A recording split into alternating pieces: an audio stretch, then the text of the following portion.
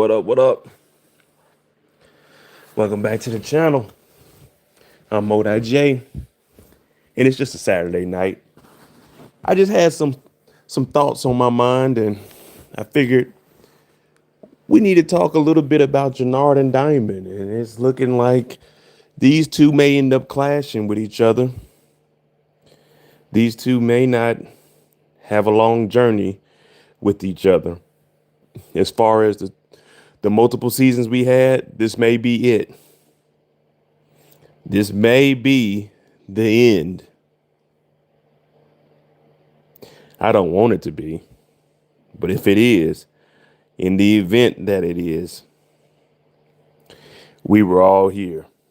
We were all here to witness the downfall of Jenard, the downfall of Diamond. Is he ever going to realize that his brother may have been putting him in jeopardy? Is Jenard ever going to get from up under Shanti? What's going on, Auntie No's kitchen? So I just wanted to get on here tonight, talk to you guys for about 20 to 30 minutes about what I've been thinking, not necessarily predictions, but just an overall thought of the two brothers and how they both changed from where they started off at. Not so much a Jenard. Jenard's pretty much been on the same path. But if you really think back about Diamond, Diamond is the one that really had the drastic change. We haven't seen anybody do what Diamond has done. And it makes you wonder how and why did he even get to this point? You know what I mean? Like, as far as we know, Diamond, he was supposed to be the one that was running CBI the correct way. Maybe when he got locked up, he slipped up, and then Jenard took it over and turned it into some young, wild stuff. But Diamond was on a road to redemption. When we first met our boy Jenard, he was excited that his brother was getting out. Not necessarily because Jenard wanted his brother to take back over CBI, but just because it's his brother. But when Diamond got out, Diamond wasn't on the path that he's on now. Right now, Diamond seems like he has a power trip. This liquor, this alcohol, it's all getting to him. It's all getting to him.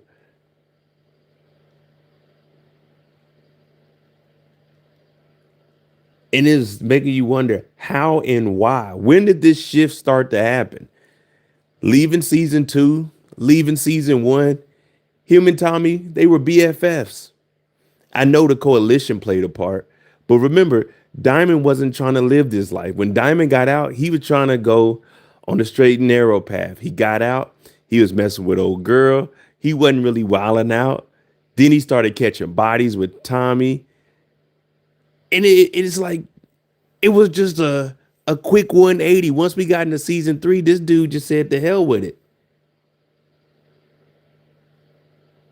And I'm thinking, why? What is the reasoning? Loyalty said Diamond is getting from bad to worse. Yeah, the liquor is playing a huge role, but we haven't seen him like binging to the point where he's sitting at the house, he's just drinking. I mean, he never goes home. He's always at the barbershop. But you know what I mean? We haven't ever seen him just like really drinking. Diamond is too big of a man, pause, to just drink one glass and be acting the way he is. What he did to Kedra, that was terrible. That was unnecessary. There was no point of that. There was no point of that at all. But he was on a road to redemption, and now he just all off course. Could this all be from Jenard? Could Jenard really have that much influence over his brother that he's potentially driving him to the demise? Of course, we know CBI ain't gonna be around forever. Hell, the season, we only got 2 more episodes. But to see Diamond going out like this is really messed up for his character.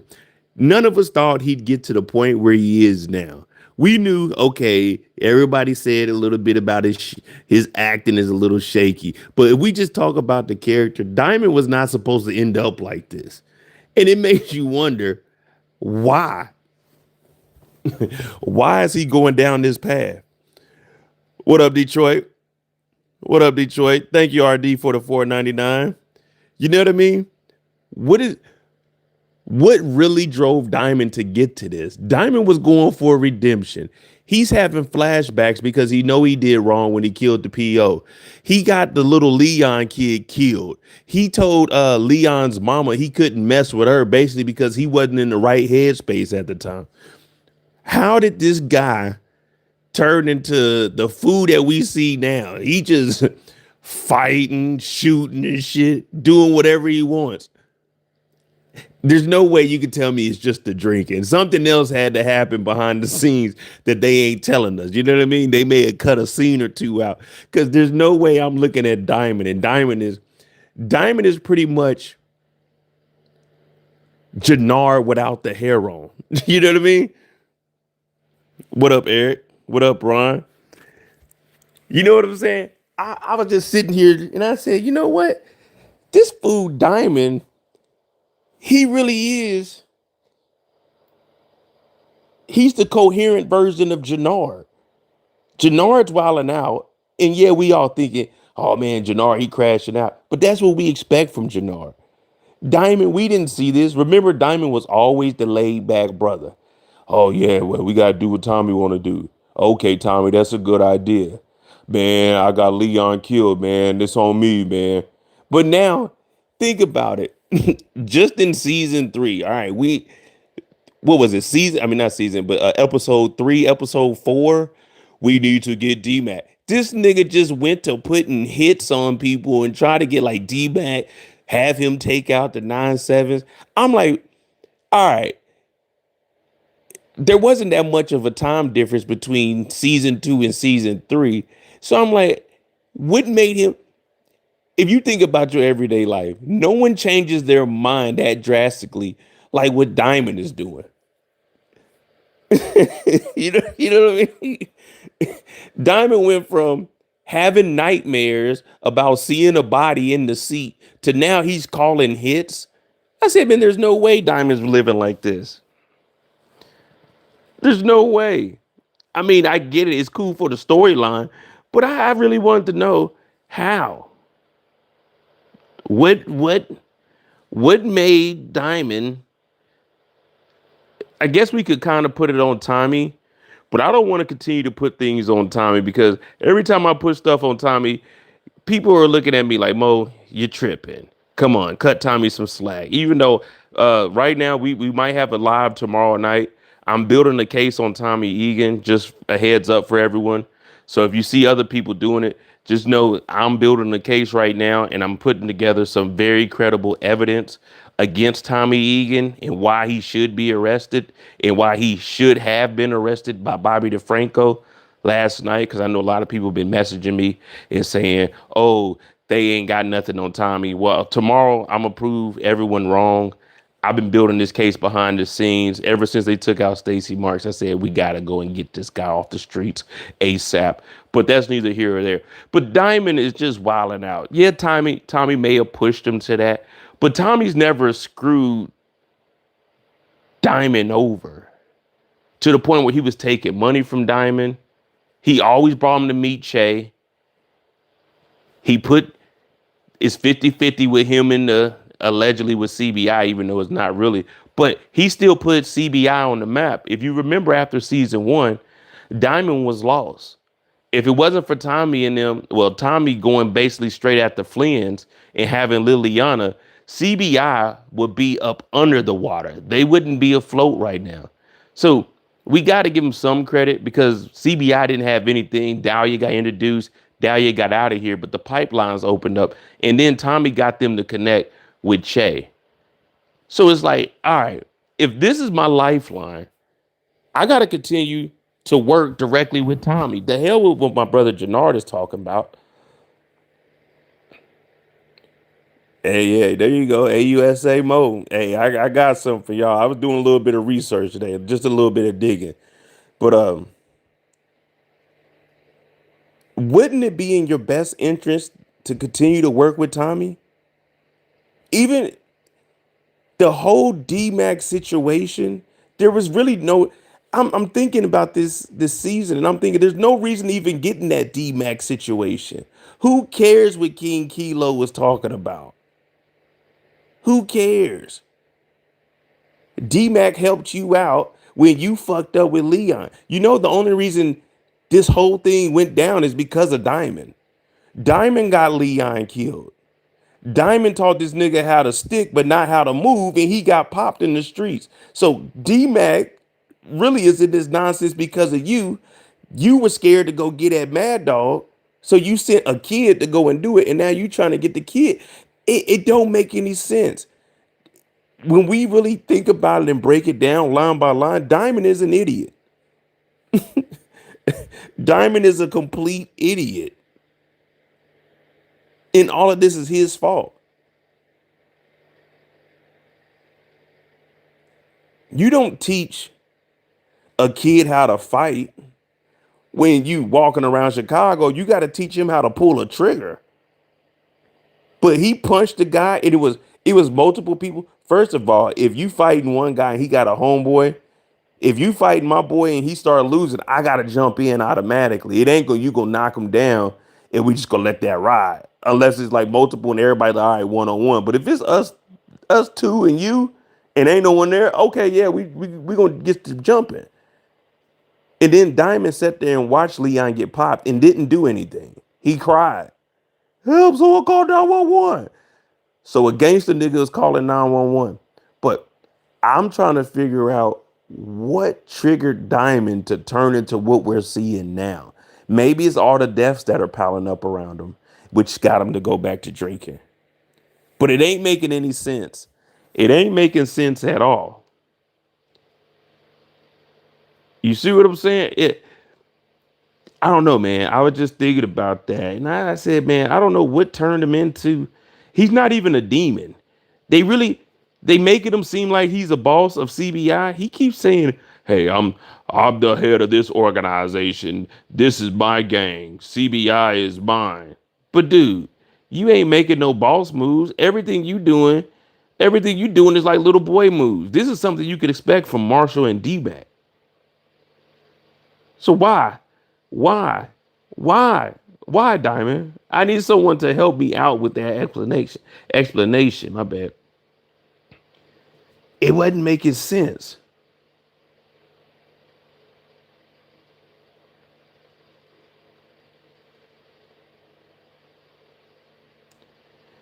It's like he's turning into, and it's not even necessary, but he's turning into a heel, the guy we not supposed to like.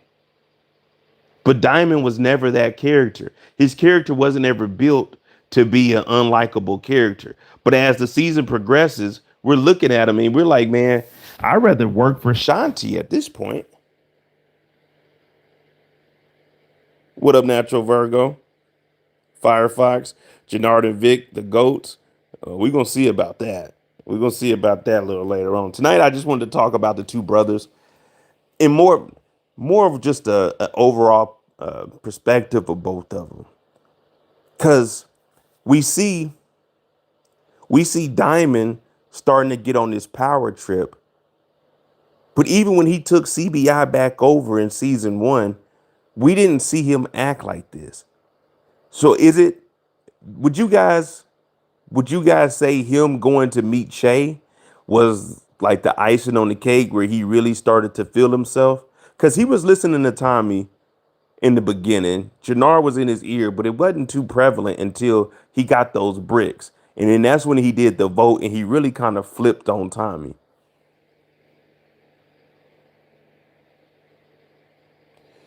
My cousin went to, thank you for the $5, Ron. My cousin went to high school at Isaac Keys, Diamond, and said he was born in Bland back then, like he is on the show. I guess that's not acting. I mean, I'm cool with his acting. He's a laid back guy. Everyone isn't over the top. Think about it. JP, if we're really comparing characters, JP and Diamond are pretty much exactly the same. We're not expecting them to be over the top. They two laid back characters. We got Jenard for that. We got D-Mac for that to do all that wilding out. But I'm looking at it as once he got to connect with Che, that's when he was kind of thinking, I'm larger than life. I could do whatever the hell I want. I really don't need Tommy. Jenard was right. And then after whooping on Tommy, it's like, all right, cool. Now I really got the juice.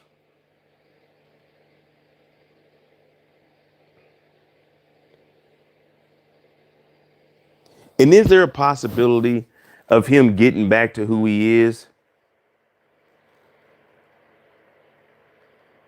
I think so. With Shanti calling out his brother, Tommy calling out his brother, he's definitely going to start looking at Jenard a little bit differently and thinking maybe Jenard got us into this nonsense. Because the whole D-Max situation with Mad Dog is low key tunneled through Jenard. The only reason D-Mac is in any trouble, well, D-Mac isn't in any trouble at the moment because King Kilo is gone. But you really got to point the fingers at Diamond and say, hey, your decision making for CBI hasn't been good. Think about it. His decision making for CBI has been off. And then what Shanti's been having Jenard do is being off because Jenard's kind of playing both sides. But anything Shanti wanted him to do, he did. But it ended up benefiting CBI more than it benefited Shanti, which got her mad. But I think all of the missions that Shanti assigned to Jenard, since they were successful, it benefited CBI. It makes Diamond get this false sense of, hey, I'm being successful. Whatever I'm saying, if Jenard mentions something to me and I give the order to do it and we actually complete it, it's like Diamond is he's taking the credit for all the work that Jenard is actually putting in behind the scene.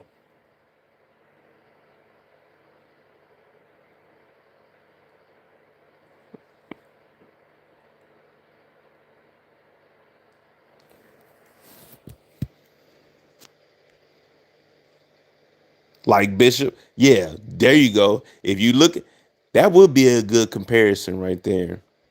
Juice into this. Yeah, Bishop got the gun, pulled the trigger, and he just thought he was in charge of everything. But he wasn't even the one that came up with the plan. He just had the gun, so he took the credit for all of it. Now, that could come back into play as far as Shanti saying that Jenard tried to take him out. But I think he'd have to confront Jenard about that and then actually see what Jenard has to say. Jenard would have to try to flip it back on Shanti.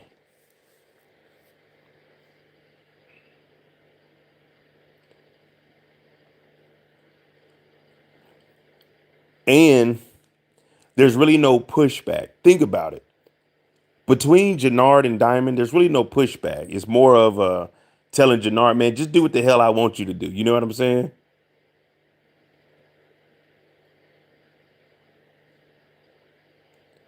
I don't know. This is power. So if we look at Diamond from the power perspective, he was kind of like the guy that used to preach, let's do it the right way. If we're gonna do this, let's do it the right way. Let's make sure things are correct. Let's go and talk to Tommy.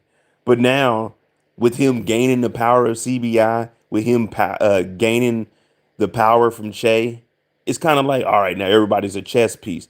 But Diamond doesn't know how to play chess. Diamond is a straight checkers player, maybe tic tac toe. We haven't seen Diamond do any chess moves to be like, all right, good. He's ready to be the top guy in CBI. He's ready to be the head of the coalition.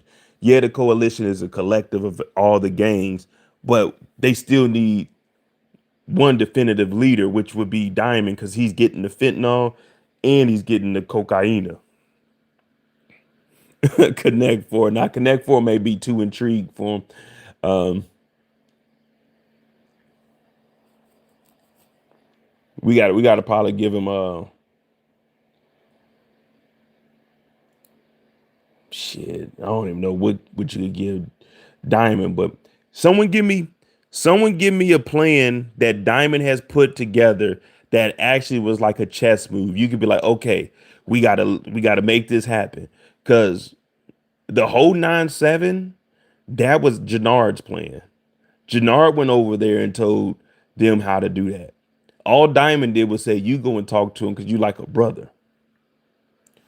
So is there any plans we can think of off the top of our head that Diamond put together where we're like, okay, cool. This is a chess move.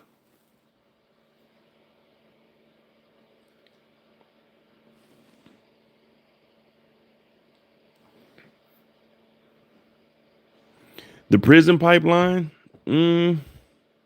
Is that really a chess move though? Because remember, he already knew her when he got out. So he was already messing with her and was kind of already like moving stuff.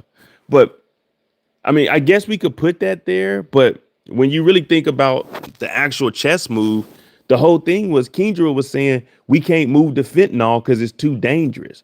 So if that's a chess move, she had told him all the way at the front. It was like, hey man, yeah, I don't know if we should be doing that fentanyl because people are dropping, and he still went ahead and did that. So if that's a chess move, he's really risking his queen, and ultimately he did. All pun intended. So, I mean, we could put the pipeline in there as maybe a move, but I don't think we could classify it as a chess move. You know what I mean? That was kind of like the common sense move. It was already, the pipeline was already going, but then he tried to move he started getting greedy. There was really no reason for them to get the fentanyl until they actually had clientele for it. And then the whole fentanyl deal wasn't even his. The fentanyl. So if we even talking about the pipeline in the prison, the fentanyl going to the prison wasn't even his plan. That all came from Jenard when he seen Manny Fresh. So I don't know, man. Diamond is just God dog it, Diamond. I'm trying to justify what you got, man. Me and Natural Virgo, we trying to come up with something for you. We trying to come up with something for you, but geez Louise.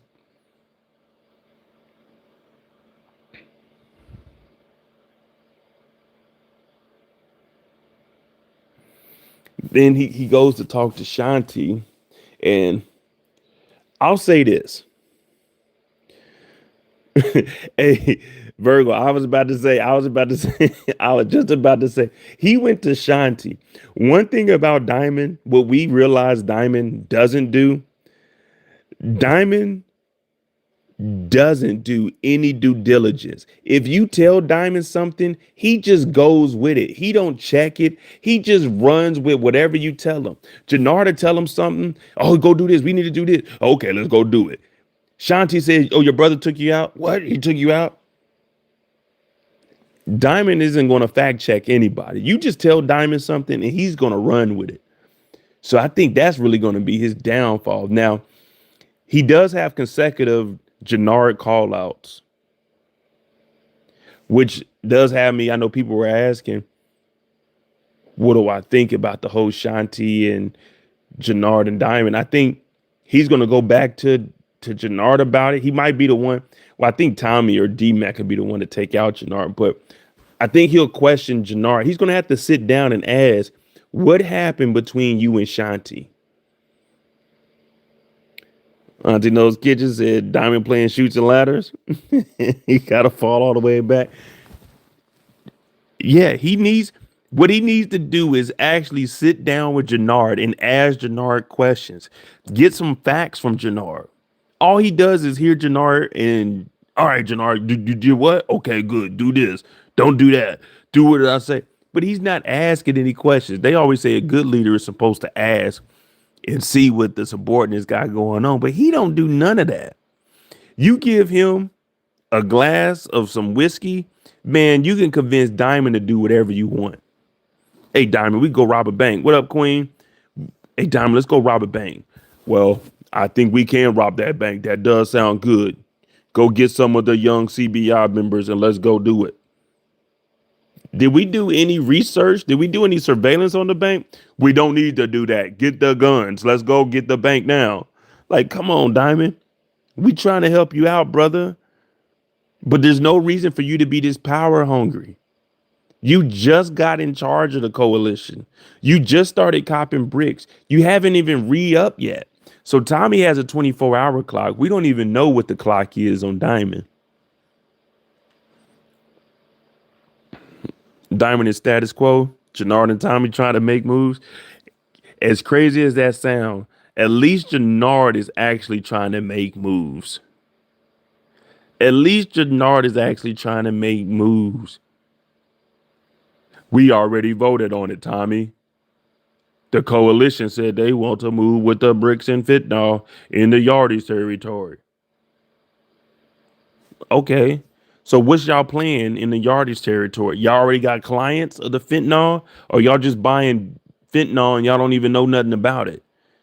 We haven't seen anybody in the whole show using no fentanyl except for Joey. Joey's the only one that we've seen use fentanyl, and he died. As soon as he used it, he died. No one else has been using fentanyl. Manny Fresh had a whole brick of fentanyl and didn't sell any of it. She had so much fentanyl that she couldn't sell. She went and gave her connect up to Diamond and Jenard. They didn't say, hey, okay, you got this fentanyl. We got new territory. You already got some clients. You could tell them to start copping over here. We can start, you know what I'm saying? We can start giving you more quantity and you be the fentanyl mover. But they didn't do any of that. They just went and got a connect with no plan. No plan at all. And I don't know, man. I don't know what Diamond is doing. Now he done got himself into something. Shanti, as soon as I would have went over there and Shanti told me that my brother tried to take me out, I would have took Shanti out because I feel like you're lying to me. Me and Jenard been around each other every single day. And now you're going to tell me my brother's trying to take me out? And he just stood there while she was... I would have took Shanti out. Like, nah, you're not going to sit here and lie and tell me that my brother tried to take me out. Or I would have called, as soon as she said that, I would have had Jenard on the phone. Jenard, where you at? You need to pull up right now to the gym. Shanti ain't going nowhere. You about to come up here right now. What is she talking about? Bring your ass up here. But he didn't do none of that. He just stood there in the ring looking dumbfounded.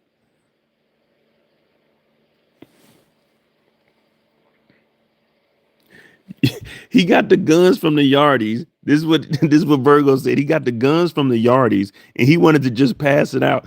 All right, guys, here you go, kids. Here's all the candy. Everyone take one gun. One gun. Hey, Timmy, one gun now. You can't take two. Just get one gun.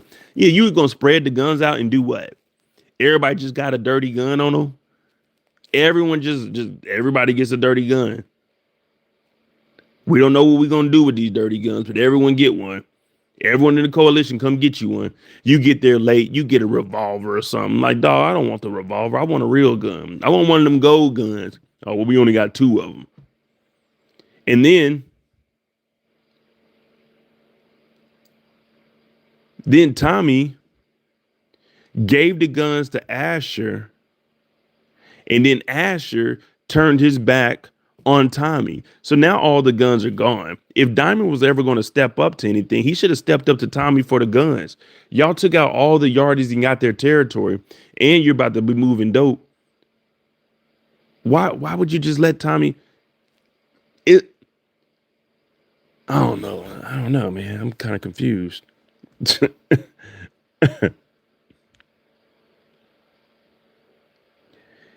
And let's just be real. And then we're going to talk about Jenard a little bit. Diamond has basically became exactly what Tommy was. Remember, he used to always say, Tommy's crazy. Tommy is a monster. Dude, you just turned into Tommy in 8 episodes.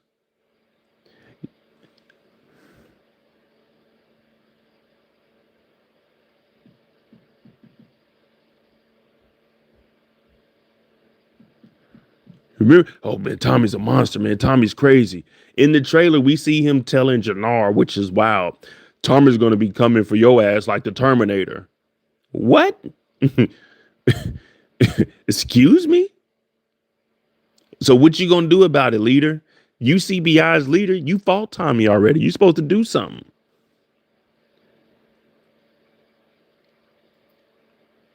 You want loyalty from everybody. So you need to let the coalition, you need to put them on high alert and let them know we going to war with Tommy. Now, I mean, there's a big war going on at this point. You know, you got the IPs, Insane Princesses, and Tommy and whatever he got left versus the Marquez cartel and versus CBI at this point. But we do see in the trailer that they're going to be teaming up with the Marquez cartel, which we already know that's going to end in a fatality for somebody. Probably Ortega first, Jenards second, Diamond third. I don't know. I just don't know. Diamond is turning into Tommy.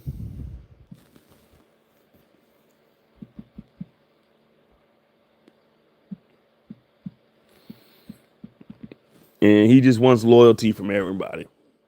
It's either you with CBI or you against CBI.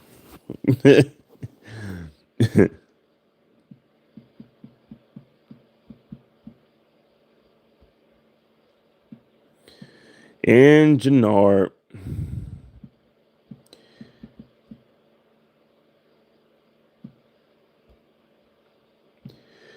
What we think? Would Diamond extend into a cold-blooded leader? Jenard regressing down to just I would say a number 2, but more like a number 3 and number 4. He's becoming a liability. He owned that booger sugar. Well, I call it an inhaler. I know a lot of people say it was drugs, but I think, he got a heart problem. His breathing isn't good. Got a little bit of asthma, allergies and stuff.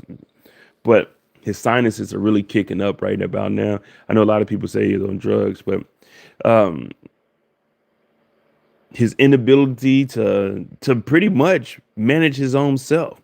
Jenard gets distracted easily. 1 minute, Jenard, you could be thinking he's about to give you some good information about the streets. But as you listen to what he's saying, you're like, man, I don't know, Jenard. That don't seem like it's going to make any sense. That's typically been Jenard from the beginning. But now, with him losing Shanti,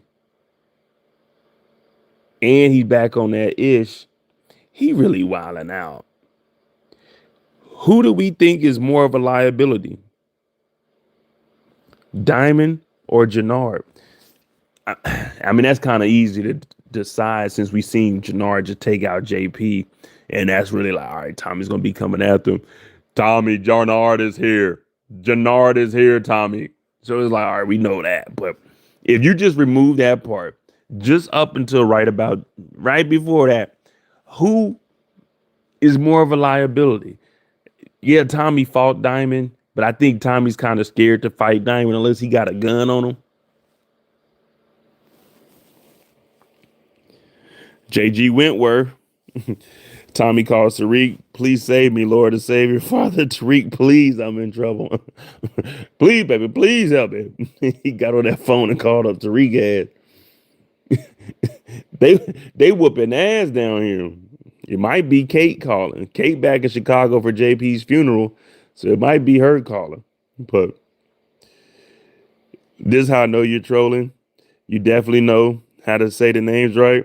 Loyalty is priceless. Well, so all right, real quick, loyalty. I was trying to explain that during my live. So when you guys hear me say King Kylo, if you join my lives, you know that King Kylo is King Kilo. But we haven't seen King Kilo sell any drugs.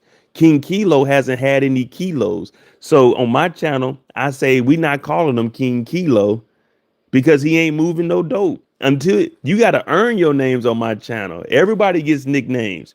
I'm the person, when you hear people saying Junkie J, I was calling him Junkie J season 1. Once a junkie, always a junkie. I gave everybody nicknames. So when I say King Kylo, I'm talking about Kilo. But you had to be in my live when we came up the name. That was when they were talking about I can't sleep. I said, we're not calling him King Kilo because he ain't sold no drugs. So we can't give him a name like Kilo if he ain't moving no drugs. But I know it's trolling, but it's basically like an inside joke amongst the people that are in my lives. Because we trying to keep it entertaining. But yeah, I know how to pronounce everyone's name. I know all the characters. It was a whole bunch of people. Oh, you pronounced the name wrong. I'm like, hey, I did not pronounce the name wrong. I said it wrong intentionally because he ain't moved no dope.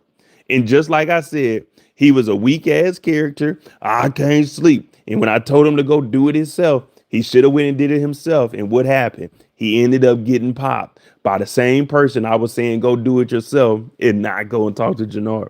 The man went and put his loyalty. The man went and put his feet in Lake Michigan. He just got out of jail. He didn't try to go get on no girls. He didn't try to get no kilos. He didn't do nothing but take his socks and shoes off and put his feet in the water. He's a joke.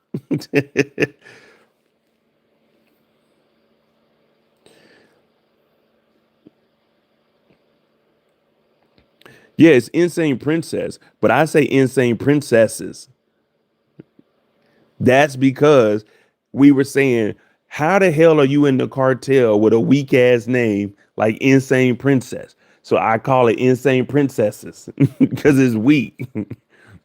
You got to be in the lives. You got to be in the lives. I say all of it because I may have had a rant or something, and we give them names and shit. Just like Miguel, sometimes I call him Miguel because all he's worried about is me. But that's just what we do.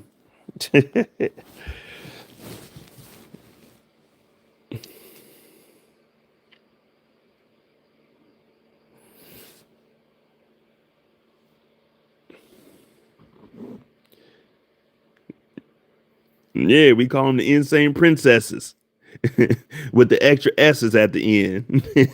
Because think about, all right, real quick, I know we're supposed to be talking about Jannar, but this is a cartel. This is a very prestige criminal organization, and Miguel is the leader of the Insane Princess. What? That's a weak ass name. So you know what? We're gonna call all of them princesses. That's what we are because all of them are unsuccessful. None of them are really doing anything. The Insane Princess, they are terrible. That's another weak ass cartel. They literally got the whole warehouse blown up and dope stolen by Tommy and Diamond. We haven't seen Diamond do anything successful, and him and Tommy successfully blew up the damn warehouse and took all the dope. Insane Princess. That whoa, Miguel. You're gonna have to change that crew name. That crew name ain't gonna fly around here. Chase should have told him Insane Princess is not gonna work.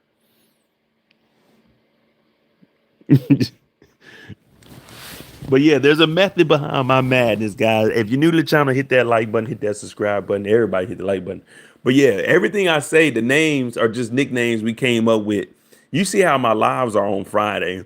We'll be on there for 4 or 5 hours, and I just come up with nicknames for people because they may piss us off, or someone to say something in the chat, and I read it, and then it just, how I can get off that path that we supposed to be on. Like now, we're supposed to be talking about Diamond and Jenard. We over here talking about King Kylo and the Insane Princesses.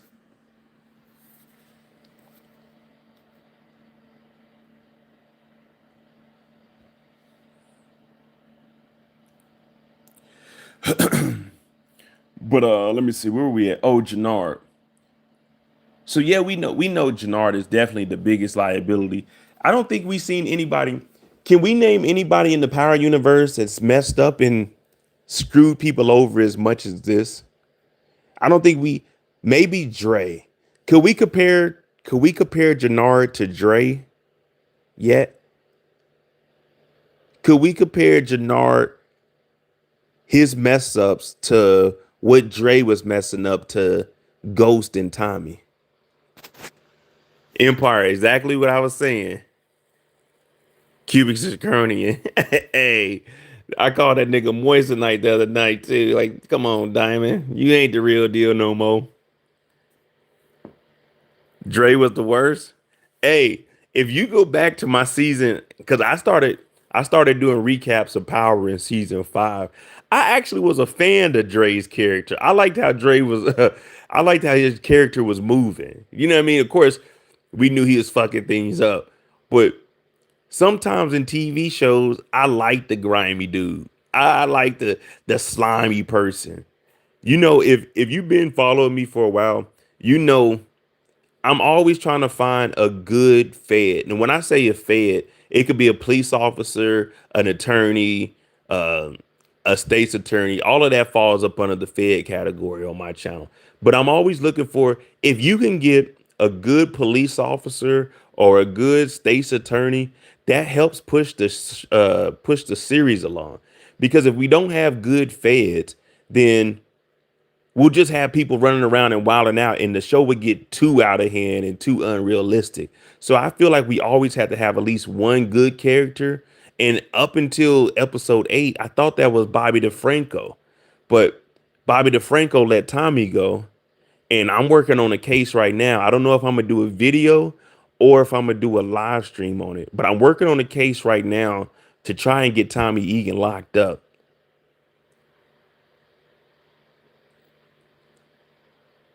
Dre definitely was a coward. I'll agree with you on that. Dre was a coward, but Dre had enough balls to try to screw over Ghost. I was about to say Diamond, Ghost and Tommy.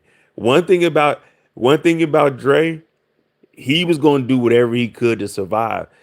Hey, y'all remember? Y'all remember when Dre punched Blanca? Y'all remember Dre knocked Blanca out? Dre knocked Blanca out. He may have been a weak character, but Dre did knock Blanca out.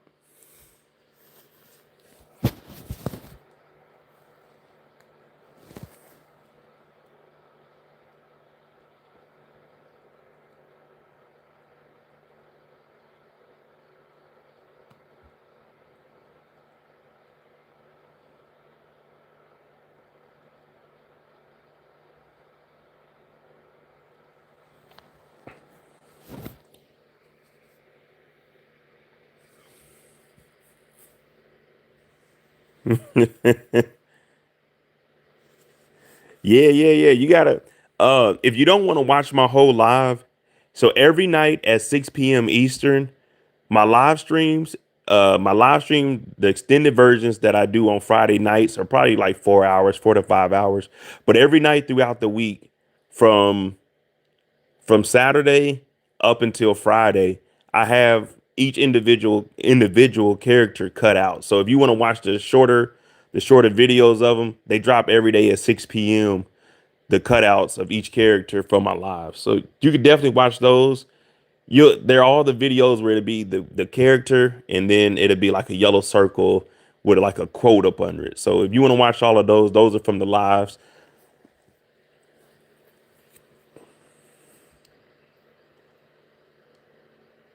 Dre Pop goes. I thought Mr. Jones, I thought they said Cooper Sacks. Remember Tariq told Cooper Sacks? He told Cooper, he's like, hey man, if you can't get my mama out of this, I gotta tell the police you did it. I seen you had truth. Dre was a survivor like Vic. Definitely was. Vic is in pure survival mode. I knew that was gonna happen from the beginning of the season.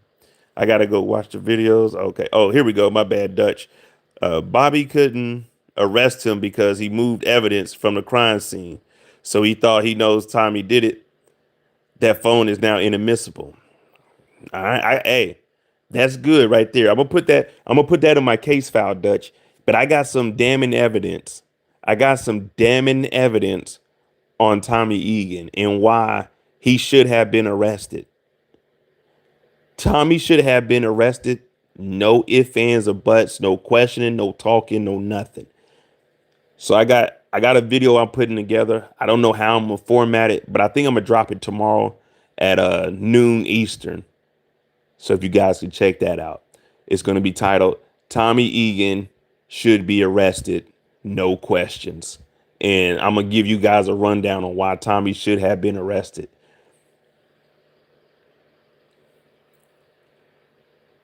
Tommy has been wanted forever. Definitely, definitely. They've been after Tommy ass since damn what 2019. They've been after Tommy. Tommy been free for 6 years, on the run, dead.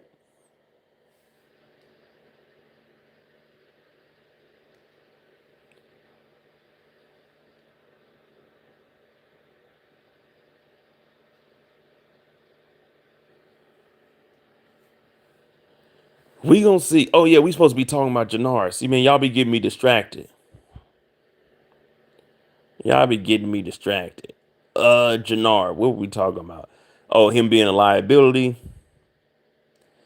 Tommy's definitely gonna be after him. We could just with the murder of JP, with his decision to take out Tommy's brother JP, we got the ultimate crash out. That's what we gonna call that. Diamond, Diamond's brother, Junkie J, aka Jannard, the ultimate crash out was taking out JP. That's what we calling that. That was the ultimate crash out. There wasn't no planning behind it. It was a spur of the moment because JP, he was Jan, Jannard was embarrassed. He got beat up by F word. That's JP's word. Don't y'all come for me. JP called himself that. I can't say it, but JP called himself that. You mess with the wrong F. Jenard took JP out just because he had a fragile ego and got his ass whooped. Remember, he told Diamond no one's seen it. But then JoJo was like, damn, man, you got your ass whooped by him. So that's the only reason he that's the only reason he took out damn JP.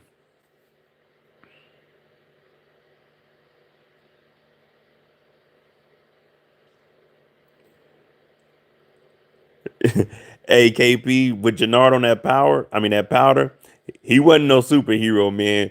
Unless a punch is his kryptonite, he wasn't on no superhero type of vibes when Jannard got knocked out by JP. What up, Rudy? Rudy Huckle. I was about to say Rudy Huxtable, Rudy Huckleberry.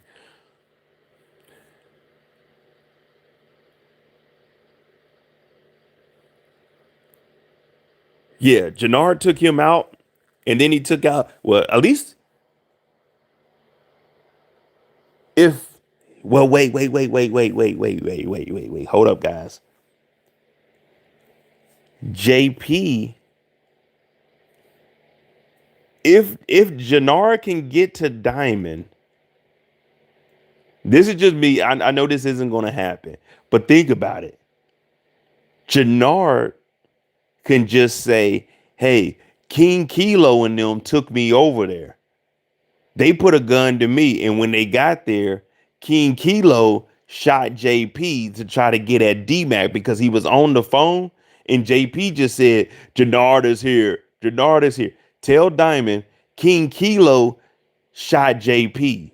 I shot King Kilo. Tell Tommy I shot King Kilo and JoJo. I didn't have anything to do with JP. He could do that. I know he's not, but think about it. King Kilo called Tommy. Tommy was on the phone. JoJo was there too. So when they get to the house, they're going to see two bodies. Jannar can tell Diamond, no. Right when they shot him, I took the gun away from King Kilo. I punched him and I took the gun and then I shot him. You know what I mean? J Nard. Judge said Tommy ain't hearing nothing. Yeah, Tommy ain't hearing none of that, but you gotta try. Come on, guys. You got and think about it. Junkie J, you gotta try. And you know a junkie's gonna do whatever they can. A junkie is gonna do whatever they can. You remember Pookie? They promoted, like, first of all, once a junkie, always a junkie. You know, I always say that because the first junkie I ever seen on TV and actually understood what was going on was Pookie in New Jack City. When I seen that, I thought no matter what you do in life, I promise you, I thought if you smoked weed, I thought if you did any like crack or anything, you would turn out like Pookie. And I always like in my mind, I was My cousin Terrence, he told me that's a junkie. He's like, look at Pookie, he's a junkie. So in my mind, I always said once a junkie, always a junkie. And that's thanks to New Jack City. Because I didn't get to watch a lot of TV growing up, but my cousin let me watch New Jack City with him. And he was like, he's a junkie. So once a junkie, always a junkie. But that taught me that you can never trust a junkie either. Once they get on that shit, they gonna do whatever the fuck they need to do to get that next hit. So Jenards got to try.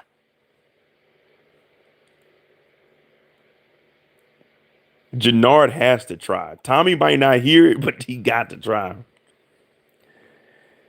It's crazy how everyone forgot that Jenard knows how to fight and let Diamond win the fight in the first episode. Are we going for that? We know he said he let Diamond win, but are we really going for that? Now I think Jenard could definitely get Tommy though. Like no jokes. We ain't never seen Tommy really put no squabbles in. Tommy will shoot you quick, but we ain't never for Tommy to be a tough guy. He ain't really doing too much fighting.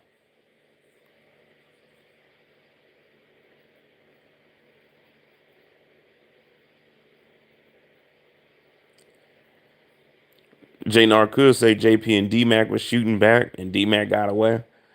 I mean, he could say that, but they gonna ask D-Mac though.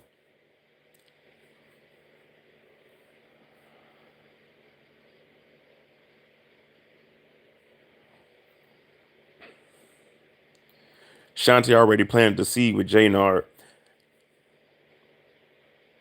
Yeah.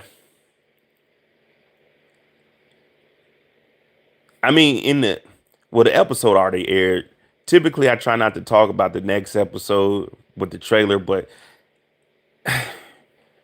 Jannard is screwed. I'm just trying to find a scenario for him to get out. We'll talk about it on Monday Mistakes.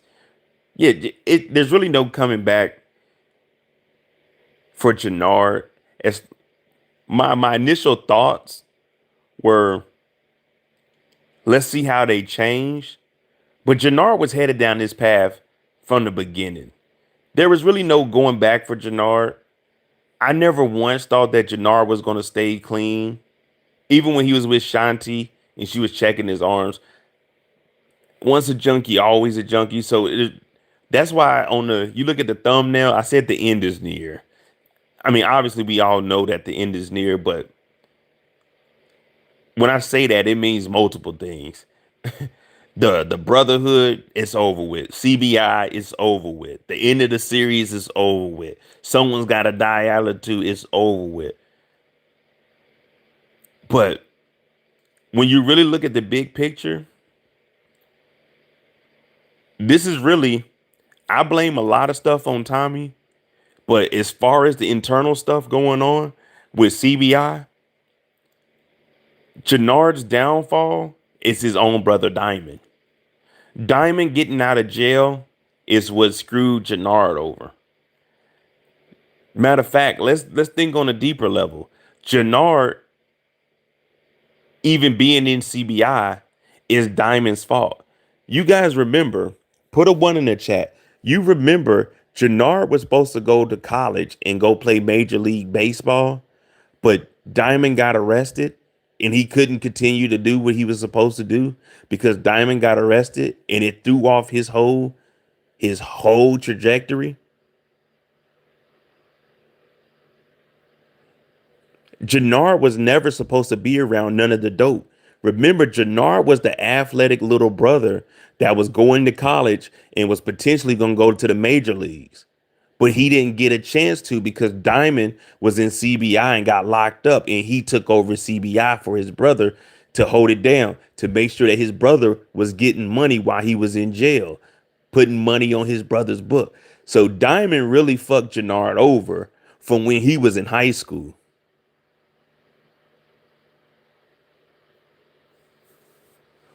Yeah, see, we all just look at Jenard from, all right, he's CBI. He let his brother win the fight. Now he's in here. He's the right hand man. No one ever factors in that just like how D-Mac is a teenager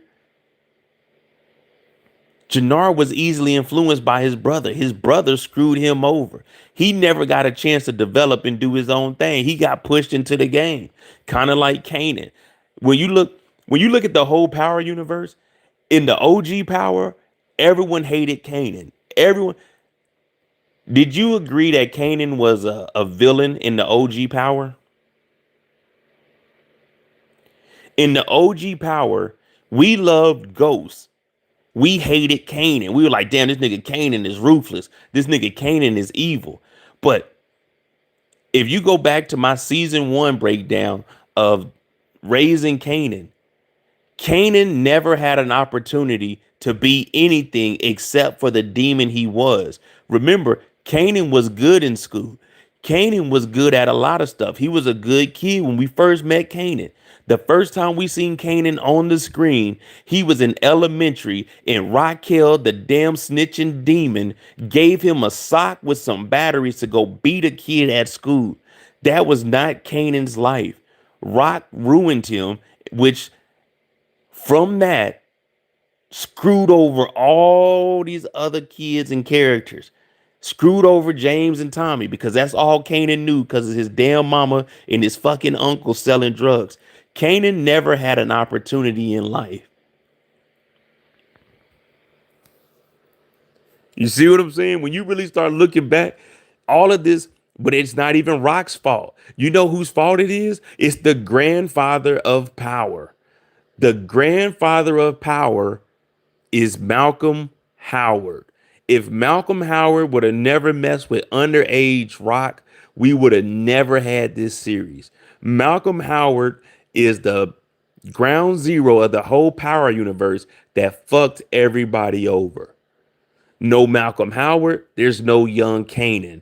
There's no Raquel having a kid getting in the dope game and teaching the kid the game. There's no Kanan teaching damn Ghost and Tommy. There's no Tommy in them raising young Tariq. There's none of that going to Dre. None of this would happen if Detective Howard never messed with Rock when she was underage. But Kanan would have never turned out how he was if Rock would have never gave him the sock with the batteries and then taught him the game and had him go hang out with Scrap, hang out with Marvin. But now you look at what happened. The cycle just repeats itself. Diamond gets locked up and his brother had to take over the gang to make sure that there was money on Diamond's books. Jenard is not supposed to be here, but no one gives Jenard any slack. Everyone calls him a junkie. Oh, he's on that shit. But no one ever looks at how he was raised, and he wasn't raised right. He had to fend for himself as a teenager. He was supposed to go to college. He was supposed to be great.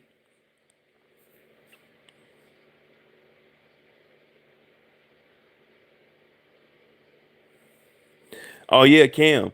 Also, you guys, I got a lot of stuff on my channel you guys might not know about. But if you go back, I have a whole timeline.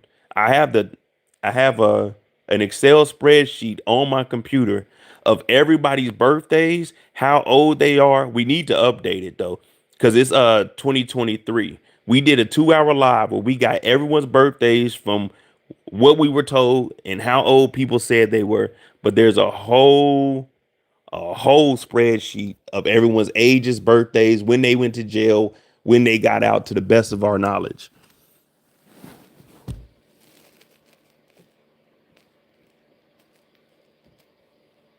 Matter of fact, I'm gonna try to find that for you. Okay, that's pretty much it. We all know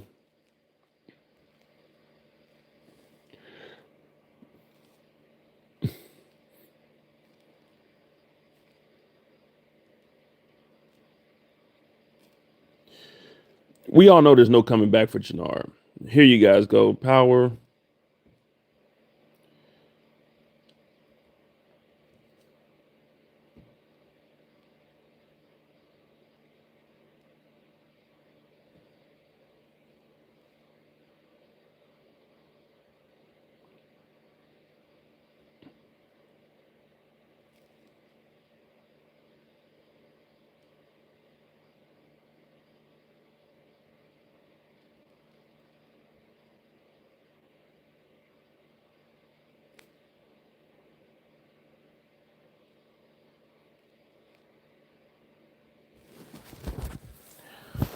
Yeah, there's no coming back for Jenard. But this is power. So out of the two brothers, who would you guys want to see gone first? Diamond or Jenard?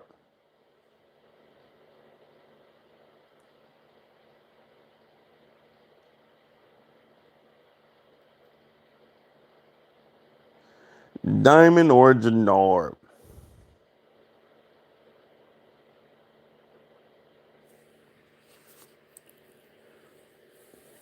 Jenard had 15 years. Yeah, he had 15 years, but let's not act like Jenard. So Jenard, if we had to put levels, Jenard wasn't a top tier drug dealer.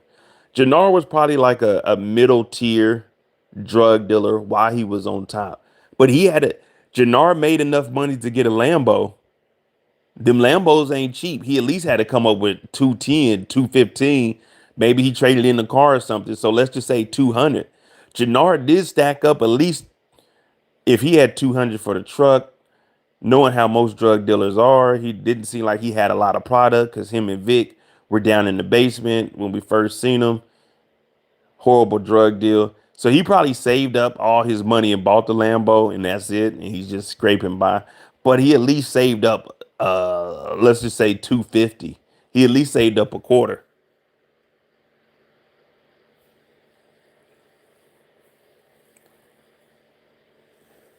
CBI basically the Tejadas mid tier. Oh, don't get me on the Tejadas. No, no, no, no, no, no, no, no, no, no. Whoa, whoa, whoa, whoa, whoa. Let's not get carried away. Let's not get carried away, guys. Let's not get carried away. The Tejadas, the only Tejada that was like that was Lorenzo. Monet Tejada was not Monet Tejada was nothing. Let's not get carried away. Let's get the facts straight. Monet Tejada was a low tier drug dealer at best. Monet Tejada was a low tier drug dealer at best. She wasn't mid tier.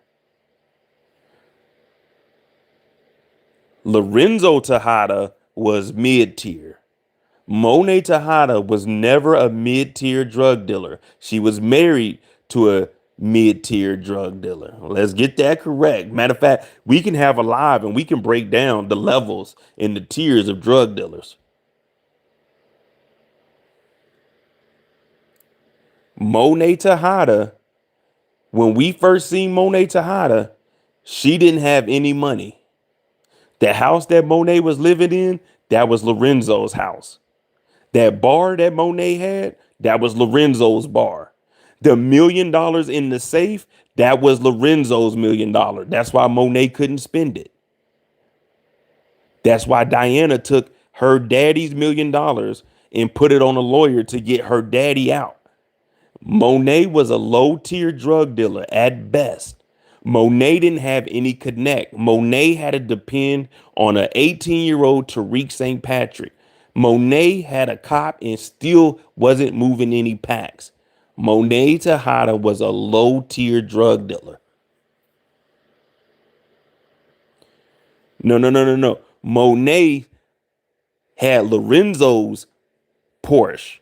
That was Lorenzo's vehicles. That was Lorenzo's house. Why couldn't Diana go to school? Because Monet didn't have any money. When Lorenzo got out, he paid his daughter's tuition at St. John's. Lorenzo had the money. Monet didn't have the money.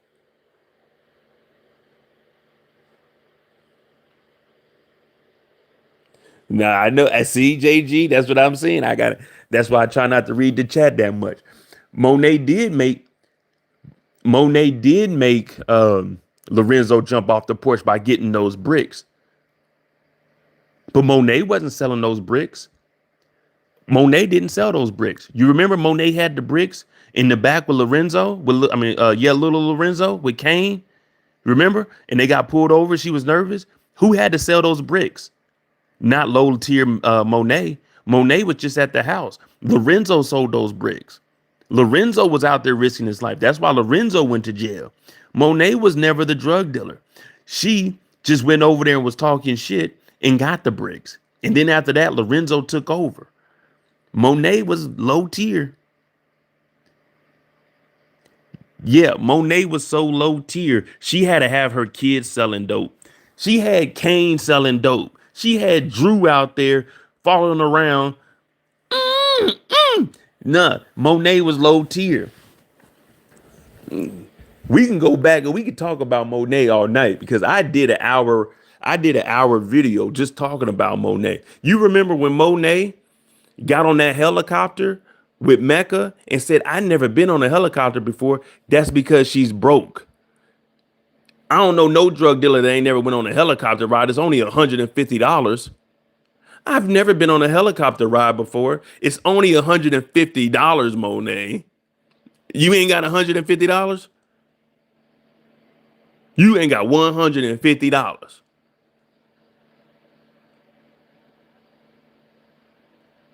Hey, we gonna put together. Oh, we ain't even got to do a GoFundMe. R.I.P. Monet. You ain't got $150, Monet. Monet was so low tier. Monet was so low tier. You remember when Noma told her in season 4, "Oh, we don't need you. Go back home.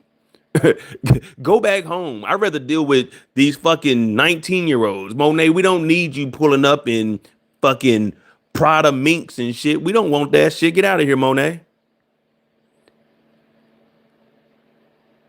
You remember Monet was running the bar and no customers ever came to the bar because she was terrible. When Lorenzo had the bar, they bought the bar for a reason because they were getting customers and they were washing money. But when Monet was there, the only thing that was happening to the bar was getting shot up. That's because she's a low tier drug dealer. No one respected Monet in the streets. She had to go and talk to Lorenzo and them cousins just to get some motherfucking help out there. They had to get the gay cousin to come over there and help out. Remember? You remember they had to go talk to the other family? Yeah, y'all remember that? When Drew's boyfriend got popped? Y'all remember that? That's low tier Monet. Low tier Monet. Low Monet was so low tier. You know what she was dependent on? Monet was dependent on her 45-year-old son, Ezekiel Cross, to make it to the NBA because she couldn't move dope efficiently. Monet was so low tier, she was dealing with the world's biggest snitch that we didn't even know this nigga was snitching on Lobos. That's what Monet was doing. That's what Monet was doing. Low tier, low level, midget work. No disrespect to little people. Monet was low tier. The only thing Monet was top tier on was fashion clothes. Monet was a piece of shit. You know how low tier Monet was? She was cooking the books. Diana told Whitman when he came over before they popped him that Monet was cooking the books. And we knew she was cooking the books because no one was showing up to the bar. Monet was low tier. Don't ever compare Monet to anybody.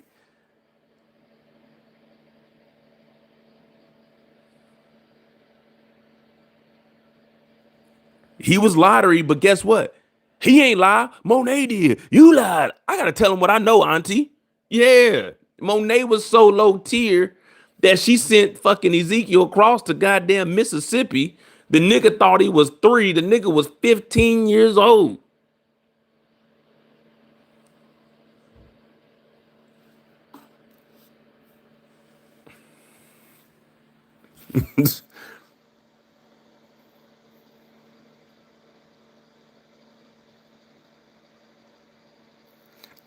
KP said RIP to the best power mother.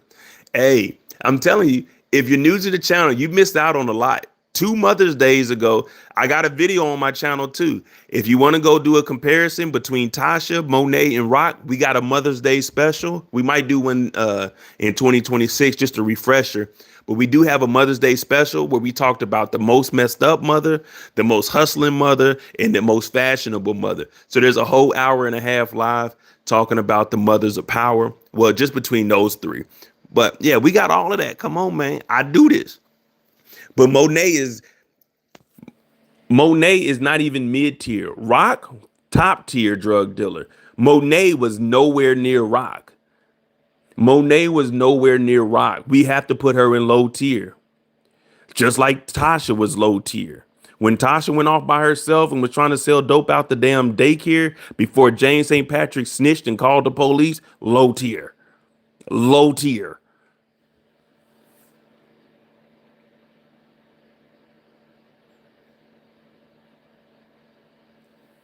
Nigga was a fifth year eighth grader. I ain't lie, you did. You lied. Hey, y'all remember the when we seen Zeke? I was going back, like I said, I was gathering some evidence today, and I went back to the OG Ghost episode. He was in there smashing that chick. Hey, Zeke was one of the cool dudes. He was in there smashing the chick, and Tariq came in the room, and the girl was like, "Hey, can he leave?" That nigga Zeke said, give me 5 minutes." She said, she said, she said, "It better not just be 5 minutes." That nigga Zeke looked at Tariq and held, he said, "All right, let me get 15." And then he held up a 5 on his hand, like, "Just come back in 5 minutes." Hey, man, Zeke was a classic, man. They shouldn't have killed Zeke, man.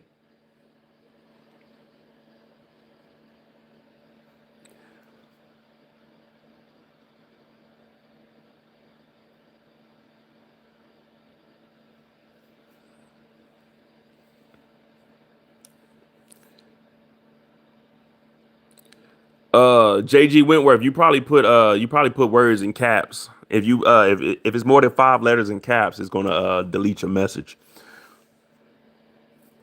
I can't even watch Power. I don't have stars, so thank you for keeping me updated.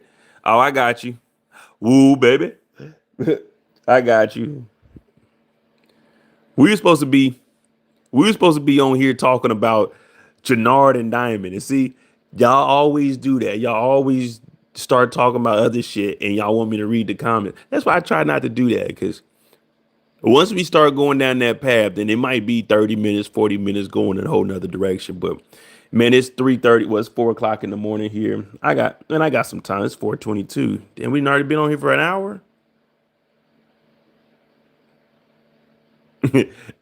Zeke, read the damn paper. Uh, that ain't my birthday. That ain't my birthday. Zeke. That's not your auntie. That's your mom. That nigga Kane said, "Wait, so I'm not your oldest son?" Hey, man, they should have canceled Ghost, man. We should have got one more season of Ghost, man. Ghost, I ain't gonna lie. The Ghost that was a cool ass spinoff, man. That was a good time, man. They shouldn't have got rid of that. They should have kept Zeke around. Zeke got shot in his back by Lorenzo.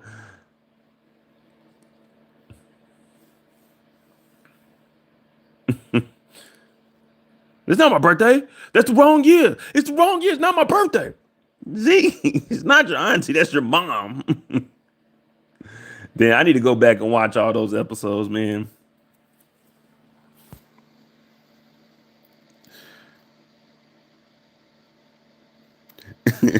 What'd he say, KP? What'd he say? I ain't lie. You did. You lied. I mean, that means I'm 23. That means I broke NCAA regulations. That means I can't go to the NBA. But I ain't lie. You lied. You lied.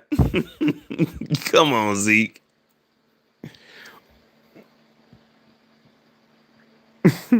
I gotta tell him what I know, Auntie. Zeke, you're not gonna tell anybody anything. They had that nigga Zeke.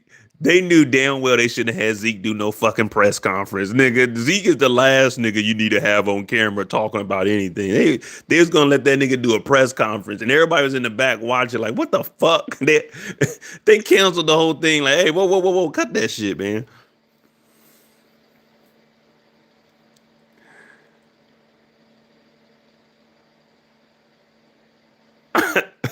Nah, man, we couldn't watch no episode with Zeke being paralyzed. He too funny for that. Okay, so Zeke, what is this that we're hearing about your family and your family ties? I don't know nothing about that. I'm here to talk about basketball. They like, you're a lottery pick. You could be going to the Sacramento Kings. I just want to play basketball. That's all I want to do. I just want to play basketball. No, Zeke. No. And the crazy thing, and when you think about it though, Zeke, regardless of what Monet had going on, I don't know how the fuck I don't know how the fuck Mecca and Monet made Zeke, but if Zeke would have boarded that plane, he would have had a better life than he ever had with Monet. He would have had a better life than even playing the NBA, dog. His dad was the world's biggest snitch. His dad had a Hummer. His dad had Ferraris. He had a house overseas. Zeke was about to go into a beautiful lifestyle. That nigga and Lorenzo couldn't tell that that big black motherfucker getting ready to get on the plane, that 6'5" wasn't Mecca. They weren't even the same skin complexion. Lorenzo's scary ass was just shooting, dog. That nigga Lorenzo killed the pilot and Zeke. You remember on the news they said Ezekiel Cross and two other people had died. He killed the pilot too. Zeke was about to go and live a regular life. He couldn't go play in basketball in the NBA, but he was about to go overseas, have a Ferrari, live a regular life. His dad may have been a snitch, but shit, they ain't got nothing to do with me. I ain't snitch, you snitch. I ain't snitch.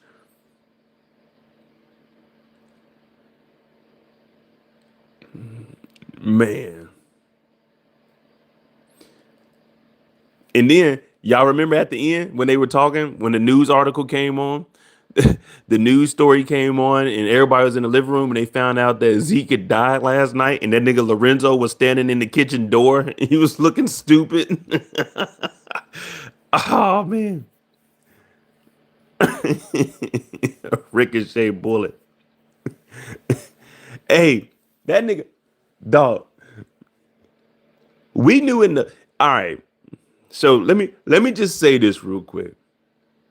In the OG power, all right, with the feds. Remember, I classify the feds as a police officer, the AUSA, or just any attorney, excluding like defense attorneys. So in the OG power, the feds were messing up. We knew the feds were messing up, but also the feds were arresting people and solving cases in the OG power. But for the most part, they would make it realistic. Okay, they're one step ahead of the feds. They weren't getting caught. Then we get into Ghost. We go in there knowing, okay, we got some of the same feds still around. We know that they mess up stuff. But then they insert Mecca, the biggest snitch, who was snitching in OG power. We just didn't know who he was, and that's how Lobos and them got jammed up because of Mecca. But now we're starting to see the power universe go from the semi-seriousness that we were watching in the OG power to how is the biggest snitch in the world, the biggest snitch in the power universe. How was he just freely roaming around the world and no one has any connects on him? No one knows where he's at. This nigga's been in New York City. He was in a goddamn shootout. This nigga was sneaking in on college campuses, in Tariq's room with guns, dope, all kinds of wild shit. So now we're looking like, okay, the feds they're getting real sloppy. So all of that happens. 45 bodies dropped at the school, which the school never shut it down. After that first body, okay, incidents happen.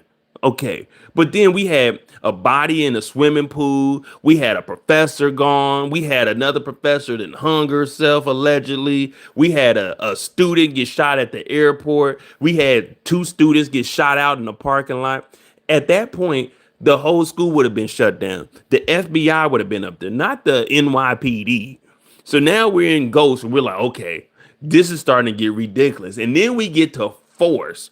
Then in Force, it's just where we like, all right, it just doesn't matter anymore because we've seen the Serbs have grenade launchers. They blew up a whole apartment complex in Chicago. They got 18 cartels. We got Walter Flynn, the biggest mobster in Chicago. His kids are dying. They're moving this product Dahlia. There's a big ass shootout at the rock quarry.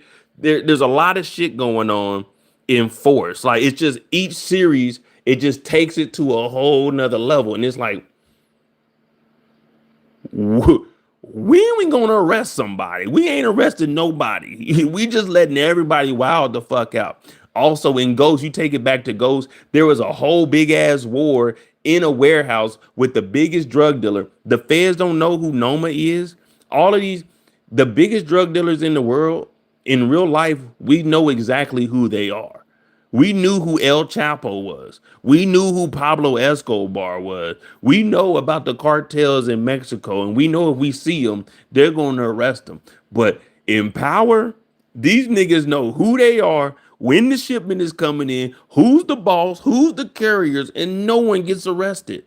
Nobody. Like Power just went so far. At least Ghost was getting jammed up. Ghost got arrested. Too Big got arrested. Spanky got arrested. Or Spank got arrested. Niggas was going to jail. Dre got arrested. Nowadays, nigga Tariq went to jail for one night, read a letter from Ghost, and got out the next day and went back to selling dope for the biggest drug dealer on the Eastern Seaboard.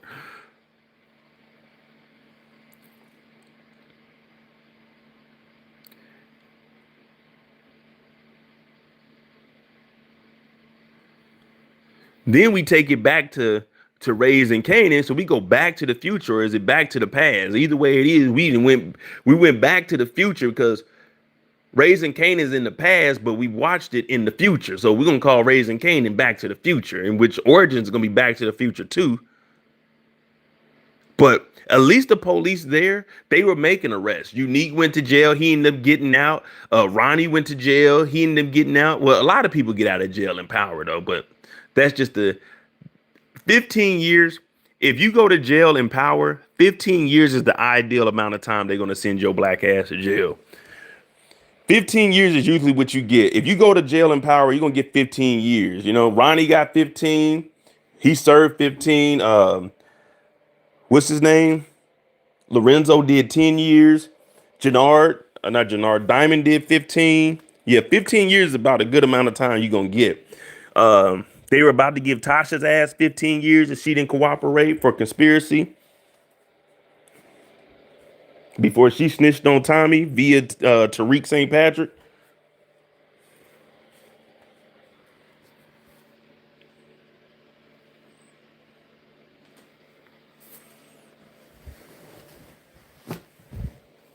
Yeah. We definitely got to do a tier of. I'm gonna have to bring Brillo on. We had to do a tier of drug dealers within the Power universe.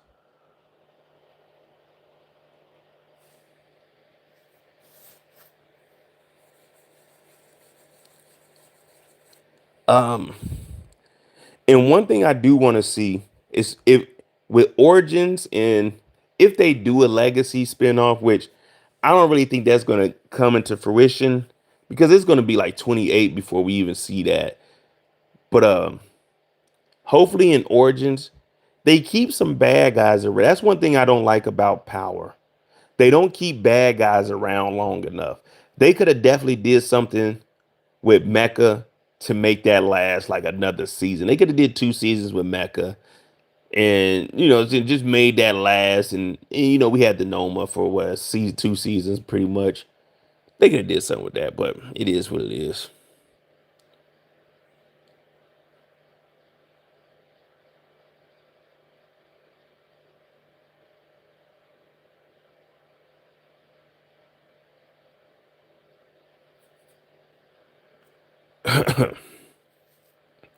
But you guys hit that like button, hit that subscribe button. I just wanted to come on here and talk about Jenard and Diamond and how they both then switched up.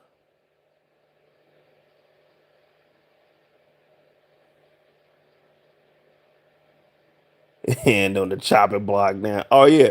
And then I forgot all about that. You remember the chef? The dude was supposed to be too cool, man. And then they end up killing him. He didn't do nothing to nobody. I will say this though. R.I.P. to Monet. Monet grew on me. By the time we got to the 4th season, Monet grew on me. In the beginning, I wasn't really fucking with Monet. But Monet grew on me. By the time we got to the fourth, when she snatched up Diana in the bathroom, that was good. When she jumped on the table, when Diana told well, somebody ain't telling the truth. You fucking a nigga named Dante when she jumped on the table. That was when I like, okay, Monet legit. But yeah, Monet grew on me by the time we got to the 4th season, man.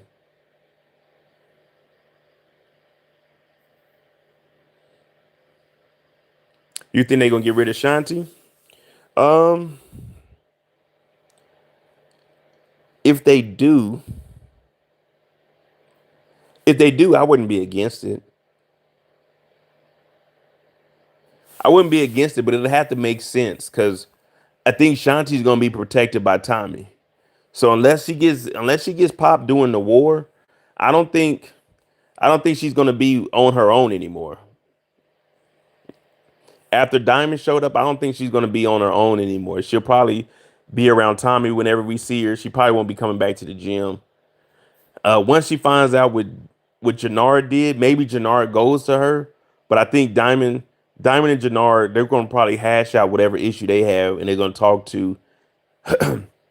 In the trailer, we seen both of them talking to Ortega to try to get with him, saying to help out during the war. So unless Shanti gets popped in the war, then I don't see her getting taken out. I know they got. If you go back and look at the original trailer, there is a quick photo of, I think it's Tommy, Mireya, D Mac, not Shanti, and Kate at the funeral. Matter of fact, Monday Mistakes. I'm probably gonna go back and look at the old trailer on the live because I got it's three trailers that they had. Probably go back and look at those and see what we can see if there is a Shanti in like one of them later photos, because there is going to be a shootout within like either a church or an auditorium where we see Tommy coming in there with the two golden guns with Miguel. So I'm guessing Shanti's going to be on that with them. But I don't know if they're going after the coalition or if they're going after the Marquez cartel directly.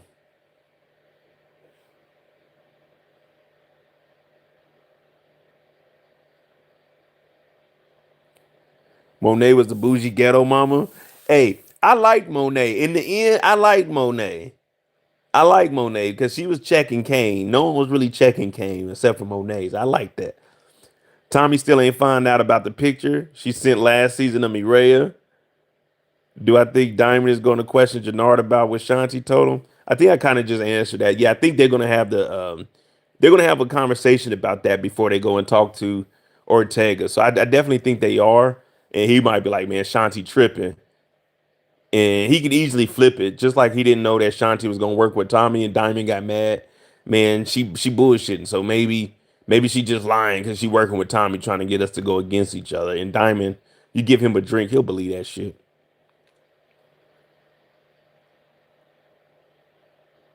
What coalition? Shit, you might be right. Hey, can y'all hit that like button for me? Let me get like 11 likes. That's all. I ain't asking for much. Let me get 11 likes real quick. Yeah, what coalition? That's the thing. We seen the coalition one time. We seen the coalition two times. When they first No, we only seen the coalition. Yeah. Did we see him one or two times? When Tommy had the head cut off, everybody was looking at Tommy like, dog. I thought the coalition was supposed to be about peace and bringing the whole city together.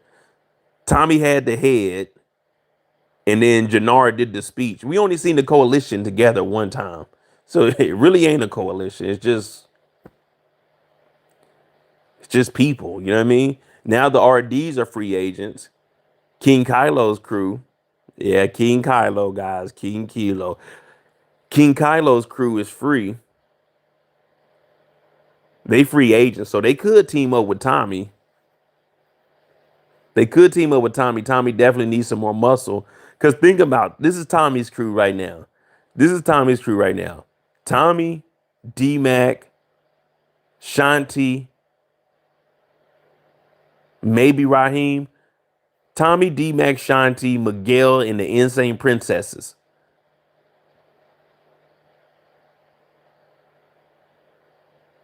That's a weak ass crew. That's a weak ass crew. And if I'm in the Insane Princesses, I'm looking at Tommy like, hell no. Didn't you just blow up a warehouse with our people in there? Nah, we good, man. We ain't, hey Miguel, you can team up with Tommy, but we not fucking with Tommy. He killed our people, man. Is People are so forgiving in Force. People forget what you did yesterday. You could do something yesterday and then the next day they forget about it and they giving each other money. They hanging out. They, oh yeah, we'll be part of the crew. Uh, Peter just had four people knocked down by Vic, and he's okay. Tommy, I'll get back with you. The Serbs, they got Mirkovic knocked, and Tommy had been going at it. You know, Tommy was still beefing with the Serbs and the Irishman. So all of that Tommy got. Oh, and I got the evidence. I got the footage and the evidence. All that the Irishmen, the Four Horsemen, you know, they were tied back to New York, just like the Serbs were tied back to New York. And guess what? The new player in Chicago, aka Tommy Egan, had beef with them up in New York City.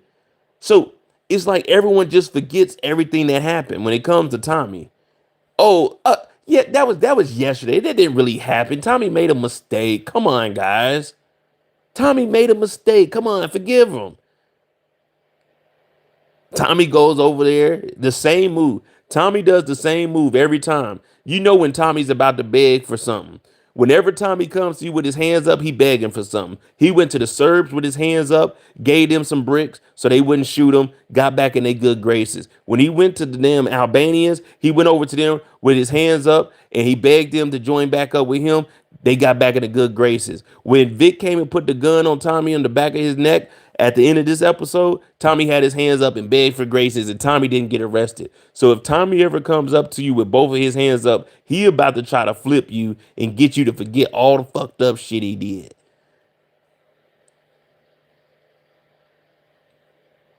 What up, OT?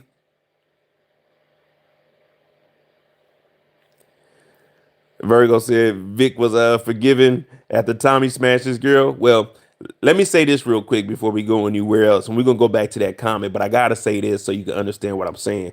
Shout out to OT, the realest in the chat. But real niggas, we don't get offended. If you hit my chick, guess what? That wasn't my chick. You know what I mean? You can't get mad if another dude smashed your girl. It is what it is. It's part of the game. If you ain't knocked down somebody's girl, then you ain't been in the game. So Vic had to let that shit slide. Cause the moment you bring your girl to the workplace is the moment you don't go home to her. What movie is that from? So yeah, you know, you can't smash my girl. Cause the moment you smash my girl, she ain't my girl. So you ain't smash my girl. Yeah, Vic let that shit slide. Vic let that shit slide, man. Man, you want Vic to go to jail over some vagina? Oh yeah, Tommy give out free bricks. Tommy give out goddamn free guns. One thing about Tommy, he gon' everybody he if Tommy fuck with you, he ain't gonna give you shit. But if Tommy trying to get you to fuck with him, he gonna give you free shit. This nigga Tommy gave $500,000. $500,000 cash moolah to Miguel, only for him to be broke. And 3 episodes later, Tommy Egan is broke right now. He gave $1.5 million to fucking Stacy Marks. Dude, you could have gave her $100,000 and she would have still been in your pocket. You could have gave her $5,000. She still would have been in your pocket. Any amount of money you give to a politician that comes from a drug dealer, they would be in your pocket. But this fucker gave $1.5 million while JP is in that house with two Albanians in the backyard eating bologna sandwiches, not doing their goddamn job, only for JP to get popped and Tommy to drop on his hands and knees and scream. If Tommy fucks with you, you ain't getting shit from him. But if Tommy needs you, he's going to give you all the money and all the free shit you ever desire. Tommy Egan is a piece of shit. And we've been blinded by Tommy Egan since 2014. Oh man, Tommy's a cool ass white boy. He can come to the barbecue. You ain't never heard me invite that motherfucker over because I never, ever, ever believed that Tommy was who he say he is. He tried to kill James and y'all let that shit slide. Y'all let a spinoff form off of Tommy Egan who took out Angela Valdez, the love of James St. Patrick's life. If y'all let that slide, I know y'all would let a nigga shoot me in my back. Y'all don't stand on principle. I've been telling y'all, Tommy is a fucking piece of shit. And that's why Walter Flynn said, Tommy fucking Egan. Stacey Marks said, Tommy fucking Egan. Jenards said, Tommy fucking Egan. Everyone says Tommy fucking Egan because the F stands for fuck Tommy. Keisha got killed because of Tommy fucking Egan. Harley got killed because of Tommy fucking Egan.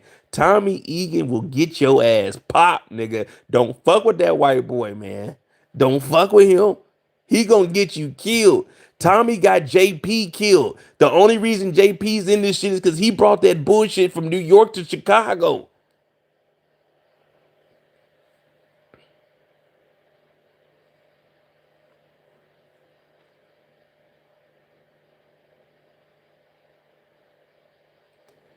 Big Alex Rock said we getting the donations back or nothing, man.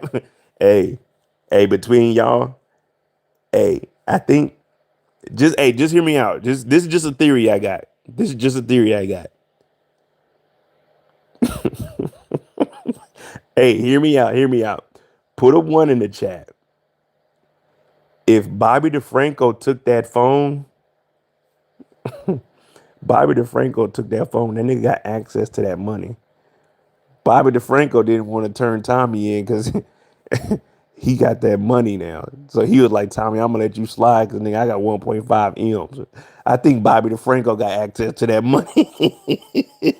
Bobby DeFranco got that phone. Bobby DeFranco called Tommy back off the air. Like once he let Tommy go, he said, hey, Tommy, thanks for that 1.5, nigga. Get the hell out the city, Tommy. I won't arrest you. Get the fuck out the city. Because how did he know exactly where Tommy was gonna be at? He talked to Tommy and said, Tommy, I'm gonna get Vic off you, nigga. Get the hell out the city. I got the money. That was a play. That was a play. He set Stacey Marks up to get popped so he can get that 1.5 million plus the life insurance and the house. Oh man, Bobby DeFranco. Bobby DeFranco got access to that money. He bypassed the DNC. Because think about it. Stacey Marks got the checks to her. If the money went to the DNC, she could say, "Oh, well, somebody put it in there. I don't know nothing about it." But the money went to Stacey Marks. That's why she was in the pocket. So maybe Bobby called Tommy off the screen, was like, "Look, she told me she was compromised, and I'm looking at the money right now, and it's saying it's 1.5. So, look, this is what we're gonna do. Me and Bill, we called Vic up this morning, and we told him to meet up with you. So what we gonna do is have him meet up with you. You do your signature move, put your hands up, and talk to Vic, and then we gonna come arrest Vic, and I'm gonna act like I'm gonna shoot you. My partner don't know, and then we gonna just let you go, so you get the hell up out of here, Tommy. But I got that 1.5, so you go do your thing, I do my thing. We ain't gotta cross each other's path ever again. You good with that?" Tommy's like, "Well, shoot, I always wanted a police officer in my pocket. I'm cool with it."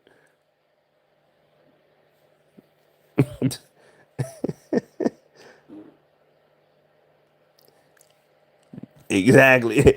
Hey, hell no. She never played. The police captain came up. You want the Chicago PD in your pocket? You want them to be on your side? You have to pay up. It's just double. Hey, man, I would have told him, fuck you anyway. That nigga, he tried to double it up, talking, I'm trying to buy a boat. Yesterday's price ain't today, man. Well, shit. You're right. Yesterday's price ain't today's price because yesterday's price was 100,000. Today is zero. Nigga, I ain't paying you shit. Get up out of here. I don't need the CPD to back me. Nigga, I'm gonna be when I become the mayor, I'm gonna be the boss anyways. Either they gonna get with the program or they gonna get their ass fired. That's how it is. You know, people are, oh, we could do that. Man, all right. I'm taking my black ass to work, nigga. I can't afford to lose my job. People be outside protesting. I know it's for a bigger cause, but nigga, I gotta go to work. Nigga, I got rent due. Nigga, I ain't got time to be fucking with y'all.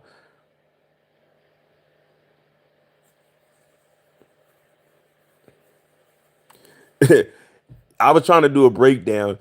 Um, Bobby DeFranco, he got the Range Rover, he got the house, he got the life insurance, he got whatever pension she would have had. Yeah, he got at least just from her dying and being the state's attorney, she was making like two something.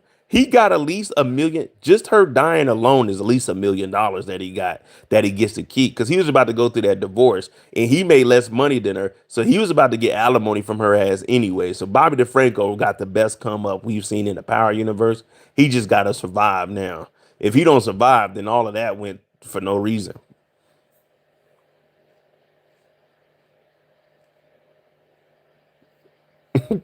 Exactly. He getting the pension. He getting the pension.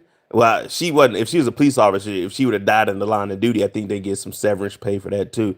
But yeah, he's gonna get her pension. He gonna get her life insurance. He well, of course, he gets the whole house. He definitely gets his Range Rover. And to be honest with y'all, if I'm Bobby DeFranco with my newfound million, well, let's just say 2.5 million. Cause we taking that 1.5 from Tommy. That Range Rover, I'm going. That next day, I'm going and calling. Hey, I heard. I seen you on Instagram. You got a mobile detailing. I'm getting that Range Rover detailed. I'm about to go find me a new chick, and my new chick about to be pushing a brand new Range. You know what I mean? My new chick about to have a all new blacked out Range Rover. Detailed, all of that with a tracking device on it. Cause I'm gonna make sure she ain't going to no other nigga house. But yeah, my new chick about to be pushing that Range Rover. Yeah, I'm bossed up out here. If I'm Bobby DeFranco, they're gonna be calling me pimping DeFranco. How I'm moving through the city.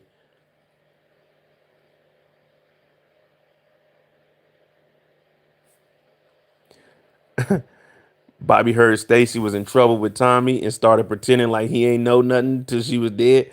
Hey, I said the same thing. As soon as she said she's compromised, he's like, with Tommy, he took his hands away and walked out the door. You're like, well, shit, I ain't nothing I can do for you. Hey, Eric, I'm about to have my new boo all up in the Range Rover. She about to be pushing that mug through the city. Push it to the limit. Yeah, past the point of no return. Oh yeah, I'm living like a matter of fact. I might go ahead and retire early from the job. Matter of fact, I'm retiring early because I got her pension, and since my wife died, it's just too much for me. I done already got 20 years in. I'm gonna go ahead and retire too. So I'm gonna go ahead and take my retirement. I got her pension coming in. That means I got at least $6,000 to $7,000 coming in a month just just for waking up. I got the new Range Rover for my new boo. The house is paid off with the life insurance, the 1.5 we getting from Tommy. Oh yeah, we living the good life. Matter of fact, I might just move out of Chicago and rent the house out because I don't want to be around none of this riffraff. I'm above that bullshit now.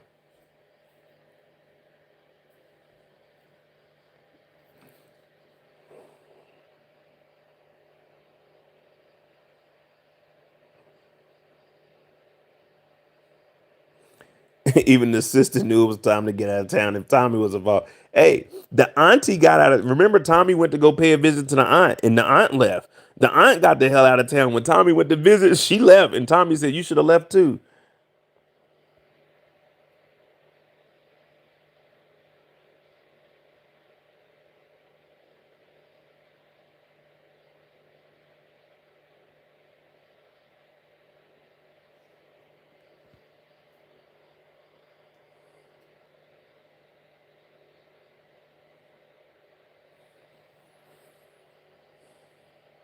Can she at least get a new paint job? Miss T, the new chick ain't even gonna know about the Range Rover. All she gonna know is, damn, this nigga Mo got a range. Yeah, yeah, I got a range, baby. That's what I do. You know what I mean? That's she's not keeping the car. I don't think you guys understood what I was saying. I said she's gonna use the car, and I'm gonna put a tracker on it so she can't go to no nigga's house with that. You know what I mean? She's not keeping the truck. This isn't a gift. This is when I hand her the keys, here, you can use my Range Rover, not here is my Range Rover. You know what I mean? That's what you got to do, fellas. Whenever you give a lady something, say, here you go. Huh, you can use this. Here, you can use these shoes. You can go buy her everything brand new, but just say you can use. Don't say this is a gift. Because if you say it's a gift, you can't take a gift back. So just say, here you go, baby. You can use these shoes. You know what I mean? So when she try to leave with them, whoa, where you going with those? You got those for me. No, I said you could use those shoes. Leave them here. Leave them here. You said you gave me that Range Rover. No. I said you can use my Range Rover. I ain't give you the Range Rover. I said you can use my Range Rover. Yeah, yeah. See, there's a difference between giving. Yeah, yeah. You can use this purse. Here you go, baby. Happy birthday. I know you needed a purse. You could use. You could use. You could use a new purse. That's how you got to word it. Here you go, baby. You could use a new purse. You could use. Not here you go, baby. Here's a gift. Here's your birthday gift. Now here you go, baby. Happy birthday. You could use the new purse. And I'm just letting you use the purse. So when you leave, dump it out to take all your shit. There go a plastic bag from the grocery store. Take all your shit, leave that bag there, and I'm gonna go ahead take this to whoever cleans purses, whoever person that is. Get that clean. And when the next girl come, what I'm gonna do is I'm gonna hand her the purse and say you could use a new purse and you could use my Range Rover. She gonna open up the purse and the Range Rover keys gonna be in there. New detail. You know we got to switch them out every 3 to 6 months. You know what I mean? Every 3 to 6 months we got to switch them out. What up, Stephen Harris?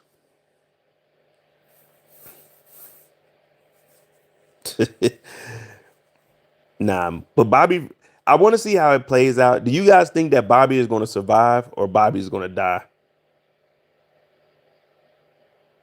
You can rent is crazy. You can rent. Yeah, you can rent the truck. Look, you just give me $100 a month. You got the Range Rover, baby. You know what I mean? You got the Range Rover off the showroom quick. Do we think that Bobby DeFranco is going to die though? Stacy's gone. Um, I guess I don't know. If Bobby dies, what we got 2 episodes left. That means we gotta. If Bobby dies, we looking at like 4 to 5 characters, 4 to 5 main characters. Even though I put Bobby as a side character because he wasn't. Stacy would be a main, and he would be a side character supporting cast.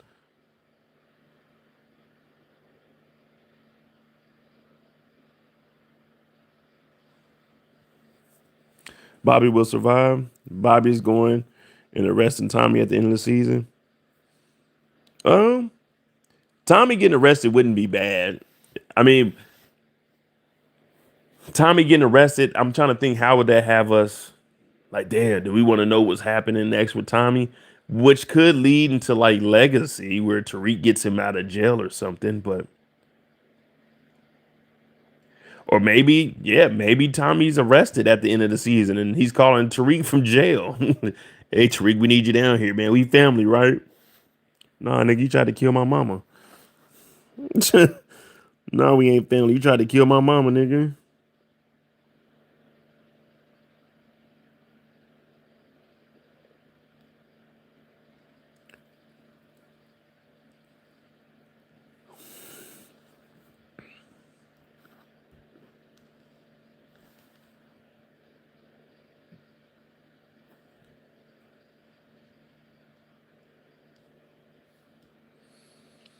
Bobby not dying.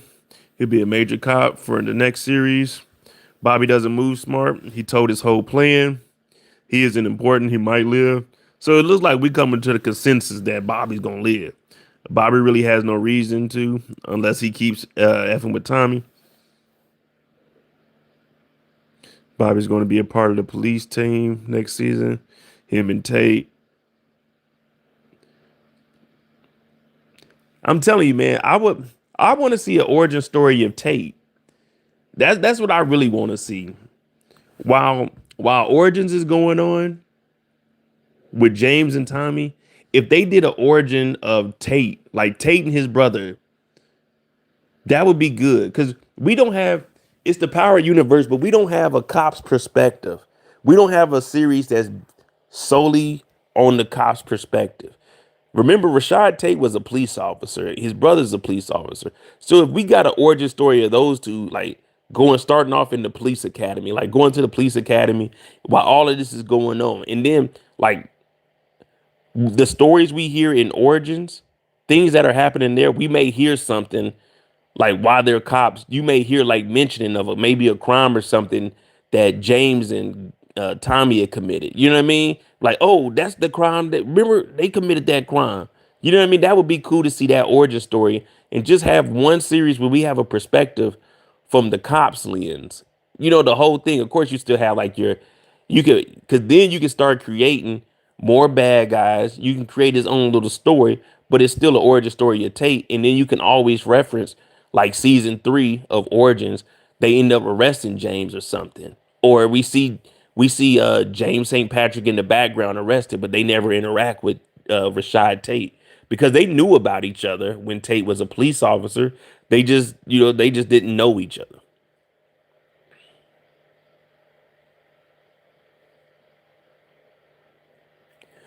Um, well, they didn't cancel. They didn't cancel an origin story for Rashad Tate. They canceled book 5, which was supposed to be called damn, what was it called? Influence. So book 5 was supposed to be Rashad Tate's spinoff called Influence, but it was going to be him as the what was he running for congressman? His spinoff was going to be a continuation of Ghost. I'm saying if we do an origin story, like how we're about to get the young James and Tommy, if we get the origin story of Tate that leads up to the OG power also, since he had a significant role in Ghost, I think that would be cool because it would give us a perspective of the cops in the early 2000s. You know what I mean? And then we can have like other drug dealers and stuff because maybe his precinct ain't in the same area.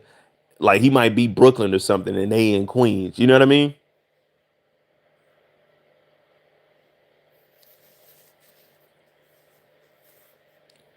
Yeah, see, that's what I'm saying. Eric know what I'm talking about. I don't know if he may have been a little bit crooked.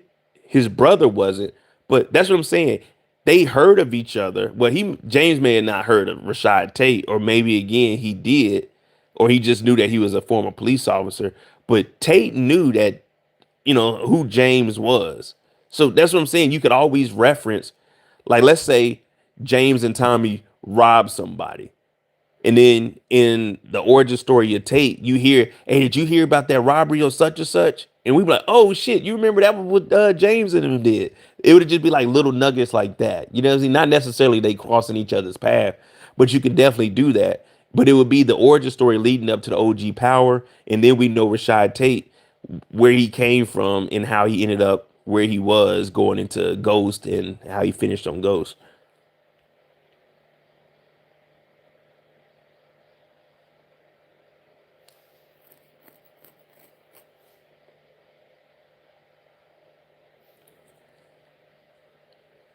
Bobby arrived at the crime scene and discovered a burner phone Tommy gave Stacy. He then used the phone to call Tommy and issue a direct threat, vowing to avenge her death and possibly clear her name. Yeah, and Tommy had her name saved like Stacy Marks. And that's another thing. For Tommy to be this smart guy, why is he still carrying that same burner phone? You just called a body. You called Stacey Marks on that. Tommy should know by now, 14 seasons in, not including what was going on in 99, 2000 and Origins. Tommy should know by now if you have a burner phone, first of all, should be cycling them out once a week. And secondly, if you are texting somebody and then you pop them, you should throw that whole burner phone away and you just got to start fresh. But it's a burner phone.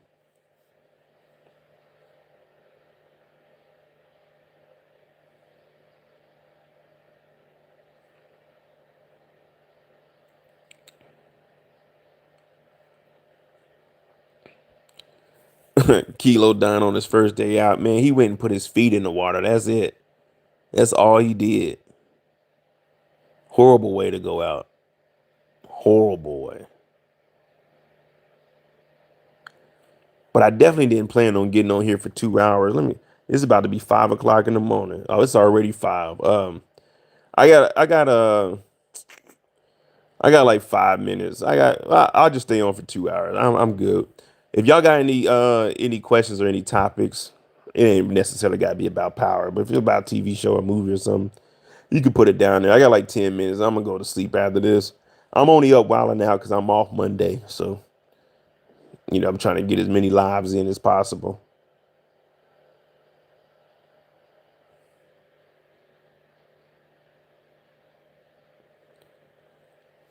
And what up, Kendall? Hey, real quick, if I was on my computer, did you guys see where? All right, um, if you go back and watch the episode, Stacy Marks took about 10 to 20 steps in front of the vehicle and had the cell phone in her left hand, but the truck was on the right side, right? I know it's TV. I know it's TV magic, but follow me. Stacy Marks gets out the truck. She walks up and meets Tommy in the road, about, let's say, 10 to 20 feet in front of the truck. Stacy is facing Tommy. The truck is on her back right. The phone is in her left hand. She reaches for her gun with the right hand, misses the gun. Tommy shoots her, but somehow the phone flies out of her hand behind her body 15 feet back behind the passenger side front tire. How the fuck did that phone get all the way over there?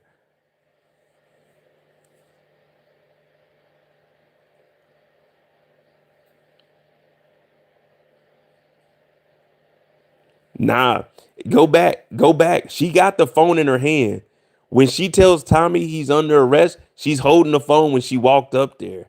She got the phone when she's standing in front of Tommy.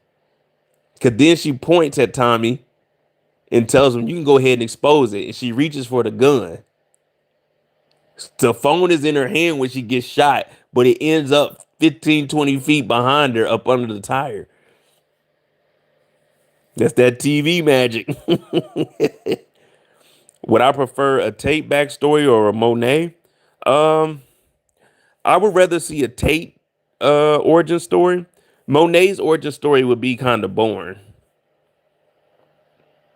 Monet didn't do anything. Remember, Monet just got the 2 bricks. Lorenzo was the one selling them. So Monet would just be a at home, like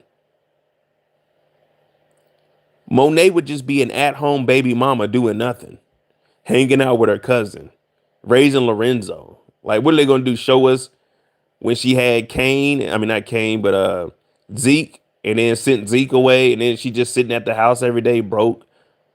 Like, that would be a boring origin story. You know what I mean? Like, not knocking Monet's story, but that would be boring. All Monet was it sounds bad, but all she was a baby mama. She wouldn't got the bricks, but she didn't sell the bricks.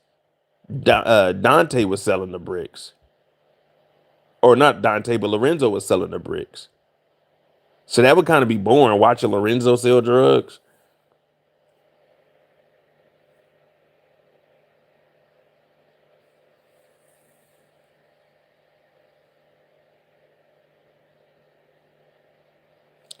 Lobos, mm,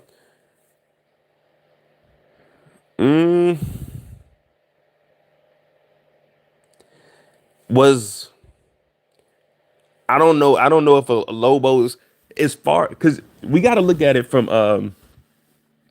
you got to look at it from a business standpoint also.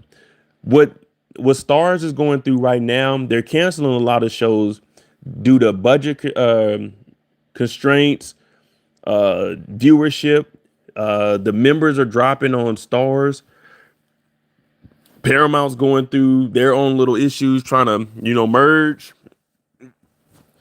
So Lobos's origin story, it'll probably be like one season. And is it really worth it? Are the Power fans really connected enough to Lobos's story? You know what I mean? You already wasn't it Lobos that was a he? Wasn't Lobos he? Was it Lobos or was it?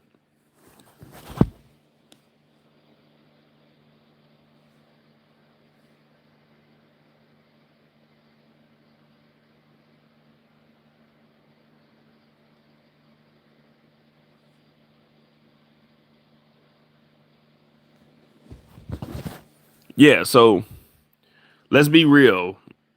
Like, of course, on my channel, we don't discriminate. We don't care if you like guys, you like girls, or whatever you are. We don't care about your orientation or your preference. We just care if you get the job done. But let's be honest. The people that watch Power, 9 out of 10 aren't trying to watch a whole series, or probably won't even watch a whole series of a gay man. If we're just being honest, you know, yeah, I mean, you gotta think of it from business standpoint. The Power Universe isn't. Yeah, they don't mind that there's gay characters and things, but they were already complaining about Drew's scenes. They were saying Drew they were saying Drew was having too many love scenes and that was throwing a lot of the viewers off. So they're definitely not about to do a series on Lobos. Lobos was a good character, but business wise, think about it. The majority of the people they gonna say, man, nah, they tripping with this, man. And even 50 Cent, remember 50 Cent was clowning Empire with them having what's the nigga name? Jamal, the lion nigga. What's the, the lion, like the nigga that was lying in real life. What's that nigga name? Remember 50 was clowning Empire for that, and then they threw Drew in there because they knew they needed some diversity, but people were complaining about that. So from a business standpoint, they wouldn't go with Lobos unless it was minimum like him interacting with other guys. It just wouldn't make sense business wise. Yeah. JP, but we never seen JP in anything like that. JP probably read that thing, was like, all right, I'll play this character, but nigga, I don't want no scenes with another guy. Yeah, Juice Smollett, nigga. But what was his name? Jamal Lyon? Crazy that nigga's name was Lion on the show and was Lion in real life. Yeah, Jussie Smollett. Man, I ain't gonna lie, man. I used to love his sister. When I was growing up, I always had a crush on his sister. I didn't know they were brother and sister. Journey, I used to love her, man. Beautiful. Beautiful. I think she got to pay child support or something like that, too.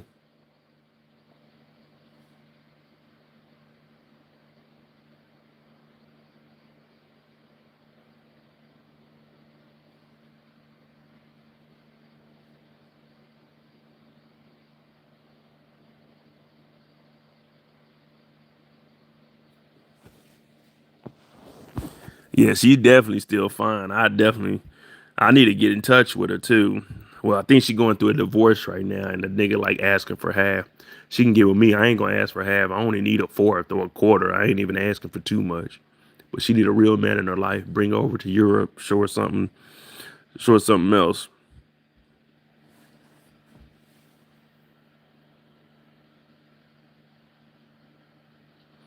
Yeah, I mean, even even with I fuck with Lena Waithe. That's my girl. That's my dog. Shout out to her. We follow each other on Instagram. She's the first person from any TV series that sent me some memorabilia.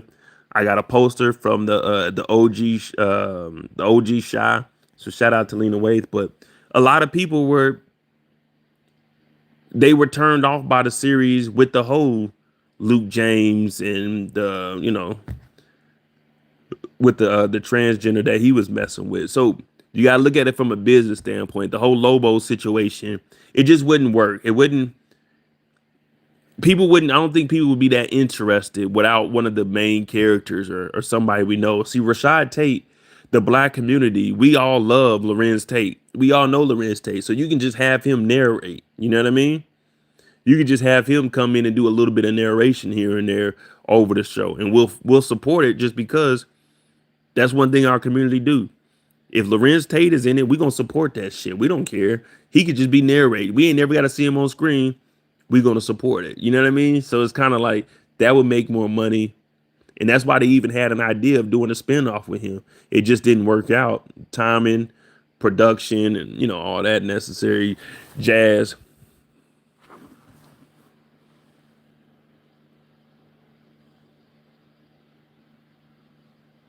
You're gonna give her a used purse? Um, I'm not giving her a used purse. I'm letting her use a used purse. That's just like me saying,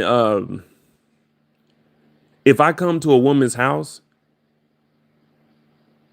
should she buy a new couch? Because I don't want to lay on a used couch. You know what I mean? If I come over a woman's house and eat at her dinner table, she should buy a new table and new seats. I don't want to sit and eat off of used plates. You know what I mean? I should get a new plate. You know what I mean? You know what I mean? When you go to the dealership, unless you bought the car from the manufacturer, that's a used car. If it's got 1 mile on it, that's a used car. You know what I mean? It's just like everything is used. When they made that purse, they had to open the zipper up and then close the zipper to make sure it works. So it's a used purse when you buy it. You know what I mean? It ain't brand new. When you go to the store and buy some shoes, somebody tried that mug on. They just didn't buy it. You know what I mean? You know what I mean? You know what I mean? You overthinking it. Miss T. Miss T. 1, 2, 3. Do re me. 1, 2, 3, baby. Just bear with me. Don't overthink it. Don't overthink it. You know what I mean? Don't overthink it.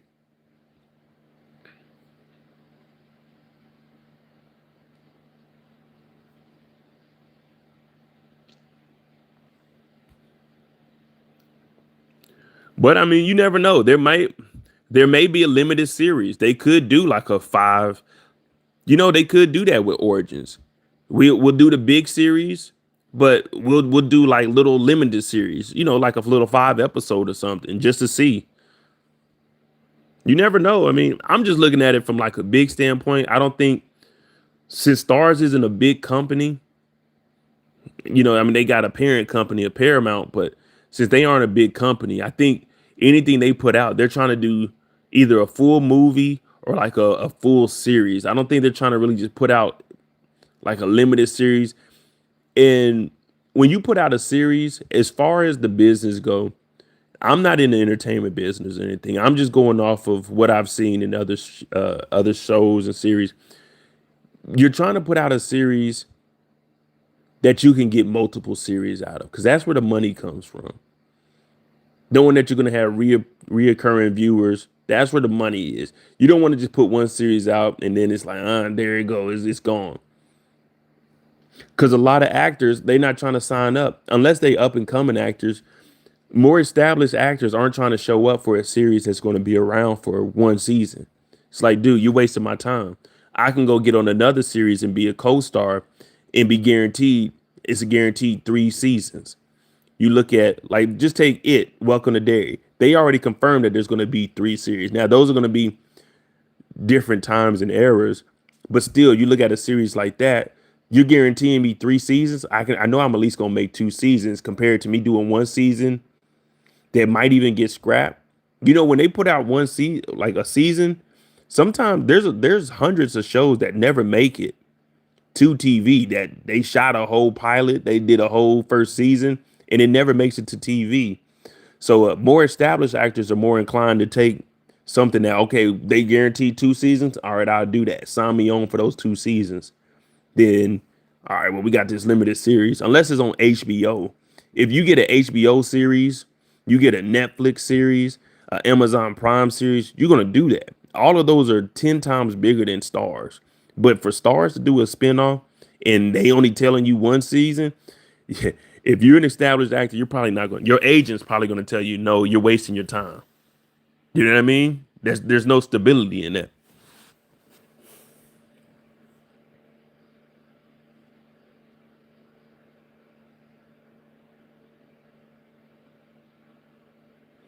Hey, Big Alex, hey, I think I'm the only person in the Power universe, other outside of James. Cooper Sacks was my favorite character. I don't care what nobody say. Cooper Sacks was my favorite character.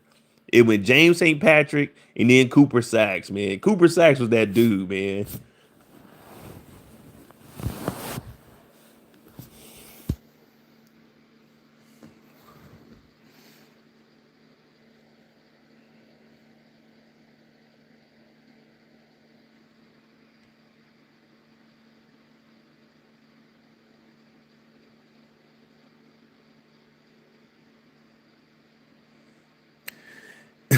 Hey, Alex, I'm telling you, dude, I got so much stuff. I'm telling you, if you're new to the channel, hit that subscribe button. subscribe button. Everybody hit that like button. I'm up. It's 5 o'clock in the morning. But yeah, when it comes to Power, I got a lot of stuff that a lot of people may not know about. Again, we got the whole Power Universe timeline is pinned in the chat for all the main characters. Do we have? I think we got Diamond and Jenard on there also. I think we got the Force characters on there too, but we got the whole timeline on there. I got a timeline of Cooper Sacks within the Power Universe from like 2 years ago when they unfortunately took him away, the last of a dying breed.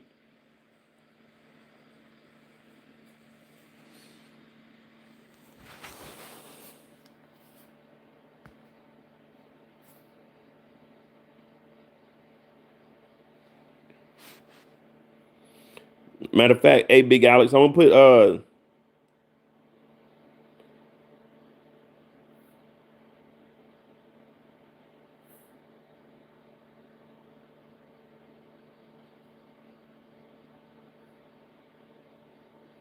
yeah, here's the video from 2 years ago, the link to the Cooper Sacks video, if you want to watch that later on. Just a little timeline of Cooper Sacks and what he was into.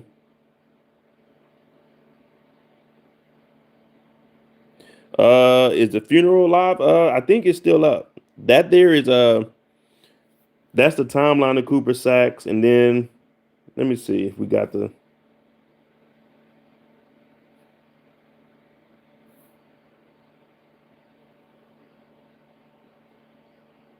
I'm not. Did we do an individual a separate live?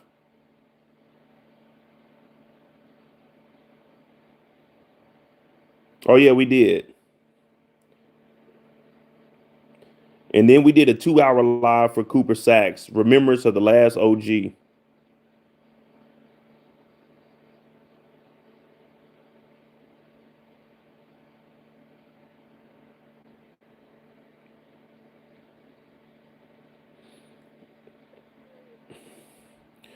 If it isn't clickable, then let me see something. You just have to you have to look them up then if it ain't letting you put the if you just go to my channel and type in Cooper Sacks, the two videos, it'll be a timeline of Cooper Sacks, and then there'll be a 2 hour live, which is talking about the remembrance of Cooper Sacks. So if you want anything on Cooper Sacks, you just go to my channel and then click on the videos and click search. I think they might both be lives though, so you might have to go into my lives and look it up. But yeah, man, Cooper Sacks is my favorite character, man. R.I.P. to a real one.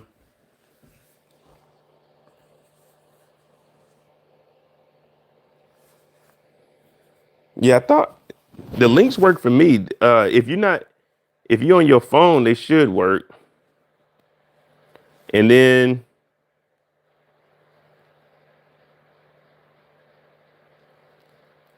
here's the funeral for Cooper Sacks too. So I did a that's the timeline, and then here's the funeral for Sacks. But hit that like button, hit that subscribe button. I definitely didn't plan on being on here for 2 hours, but here we are. Here we are, guys. I mean, unless y'all got something, because I ain't got nothing to do tomorrow. I'm probably gonna sleep till about 1, 2 o'clock, and then I'm gonna get up and start on this case I got.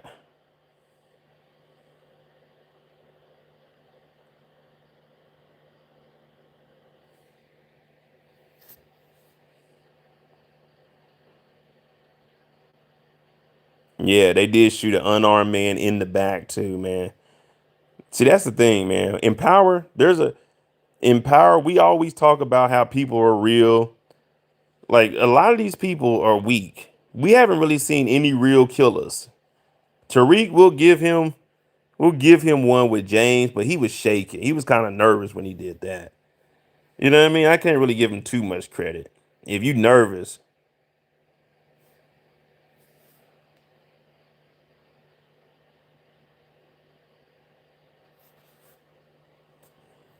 if you nervous, then you know what I mean. I don't know what I can do with you. But I'm about to get off of here and watch this 1945 uncensored raw footage from the final war or the final year of World War II.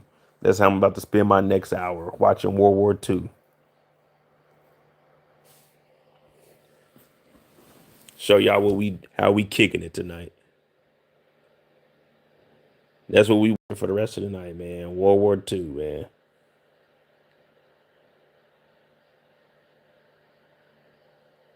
That's what we watching.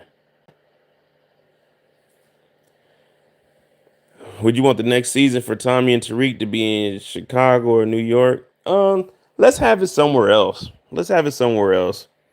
We really can't do too much. Like, if they go back to New York City, it's already a clusterfuck in New York City. We already had too much stuff, and I know it's TV. We know it's fictional, but still, it's like if it's still in New York and they ain't solved this case yet, we're kind of like, all right, they wilding out. Let's take them somewhere else. They'll probably be they'll probably well anything else that they shoot after Origins, unless it's in New York, I think they're all gonna be shooting on in Streetport on 50 Cent's new lot. So I think after Origins, once they get out of New York City, because he wants that to be authentic, that right there is a flagship series. They're gonna start recording in Streetport, or he'll be teaming up with Tyler Perry. Maybe they do to Atlanta or something like that. They might run into Kane. You never know. Kane went away to Atlanta, so they could definitely do some scenes in Atlanta and then record the rest in Streetport. But I say definitely leave. There's too much going on in New York. There's too much going on in Chicago. It just wouldn't make sense to go back to those same locations.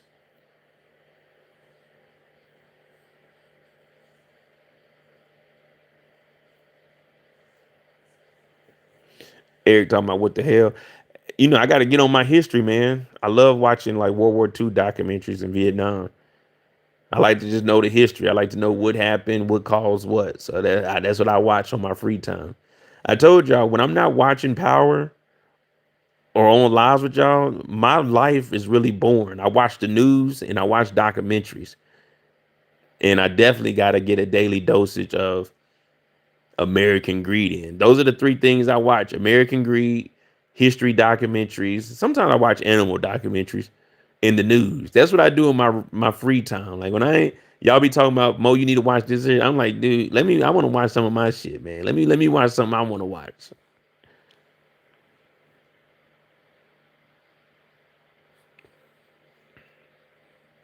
But hit the like button, hit the subscribe button, join the Discord, the StreamYard, just put it in there. Matter of fact, I'll post it one more time, and then you guys can join the Discord, support the channel. Cash App will be pinned in the chat. I appreciate all you guys for tuning in on this fine Saturday evening. Well, for some of you guys, Saturday night, but nonetheless.